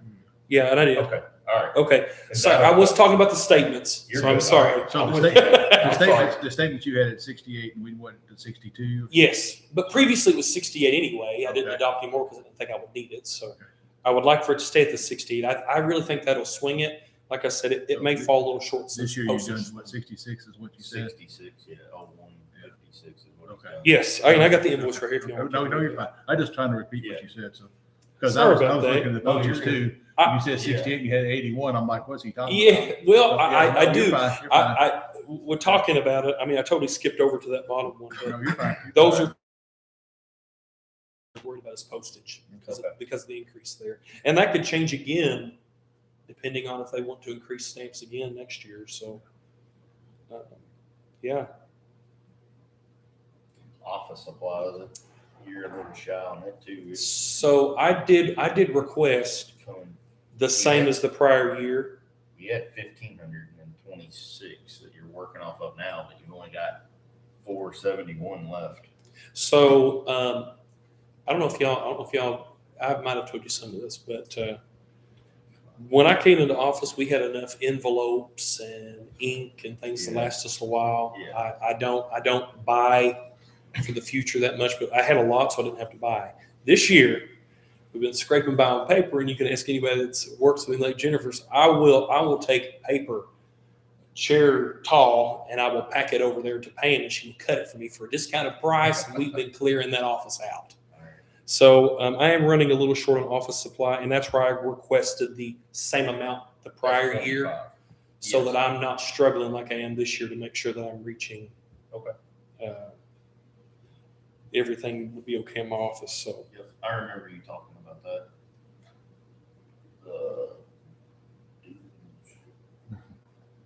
Still don't know what deposit rental box is. Did we ever find out what that is? Deposit rental box? yes, it's actually I hope there's it's for the recorder, and we take care of. They have to have something off-site in case the courthouse were to burn down, and that goes through me apparently. What's in it? According to some tapes that I know nothing about. It's some recorder detail. So I just know I took a look at it. And it's nothing really that involves me. It's everything that belongs with the recorder. So Gotcha. they just have me paying it out of my budget. I just wondered because nobody ever has been able to answer it. We've asked. No, we've asked. I don't know. Yeah, it's just some random tapes in there. So, all right. I don't know what those involve. So it's kept in your office? No, It's no, not. It's kept at the outside. bank in a safety deposit box. In case the courthouse were to burn down. Put it on their budget.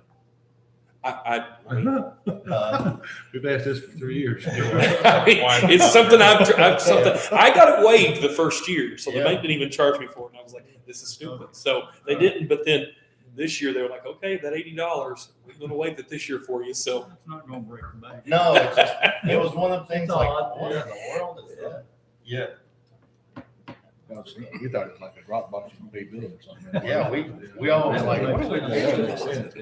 Yeah. Because even I thought it was a post office box, and then I thought, well, why do we have one of them? And that would cost more. Yeah, we went around for like 3 years of what in the world is this? But So really out of the whole list, I just need the additional on part-time, if I could. up to what you Post, had last year, right? postage, statements, and office supplies, pretty much. Okay. The statement contract, I know we got confused on that, but this last year went to 62, the 68 is where it needs to be. Yes. Okay. And depending on postage, it could come out 69 or 7. I don't know, but we'll work with that. It'll give me a better idea next year because tax statements, the quantity also changes depending on if people split off properties and build homes, and it's going to add more statements there too, depending on. Obviously, it's not going to be a whole lot, big amount, but I just kind of want to be prepared for that. It may not have much to do with you, but somebody called me and asked a question about why do we in this county, and I don't know the answer is why I'm putting the question out there, but if you have a parcel and we split it, every other county, I guess, around us charges per split, and we don't. We charge like a flat fee. Who fixes that? Like the commissioner set that fee?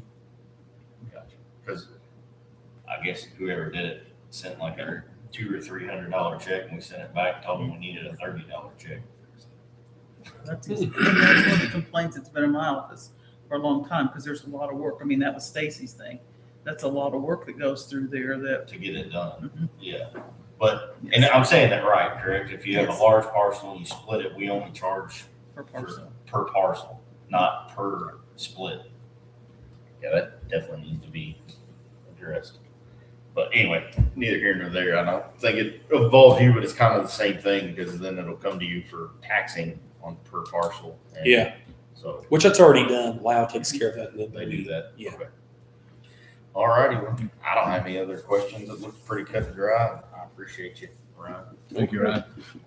Thanks, sir. You're the Thank last you, guys. one, so you're buying lunch, right? Huh? You're buying lunch? Nope, not me. Have a good day, Ryan. Long day after that one. Back after lunch, we'll have Michelle.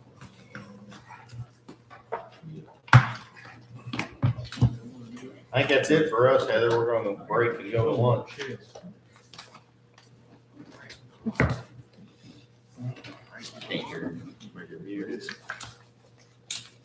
Sorry, I have court at 1:30, so I'll probably hop on, just telephonically on my way home so I can try to listen to what's going on. I've been taking notes so you can remember. Yeah, I think the biggest thing is we need to look at how in the world the CEO MOT classification got so screwed up within the courthouse and why we're paying some people with that classification pretty drastically more than we are others. So far, that's. I would assume that it had something to do, didn't we have an HR group look at all those classifications and stuff?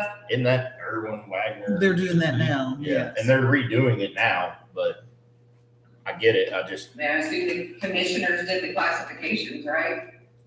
I would assume, I mean, everybody has a classification there, but I don't know, But the range is different. yeah. So, other than that, I think everything Okay. else has been pretty straightforward.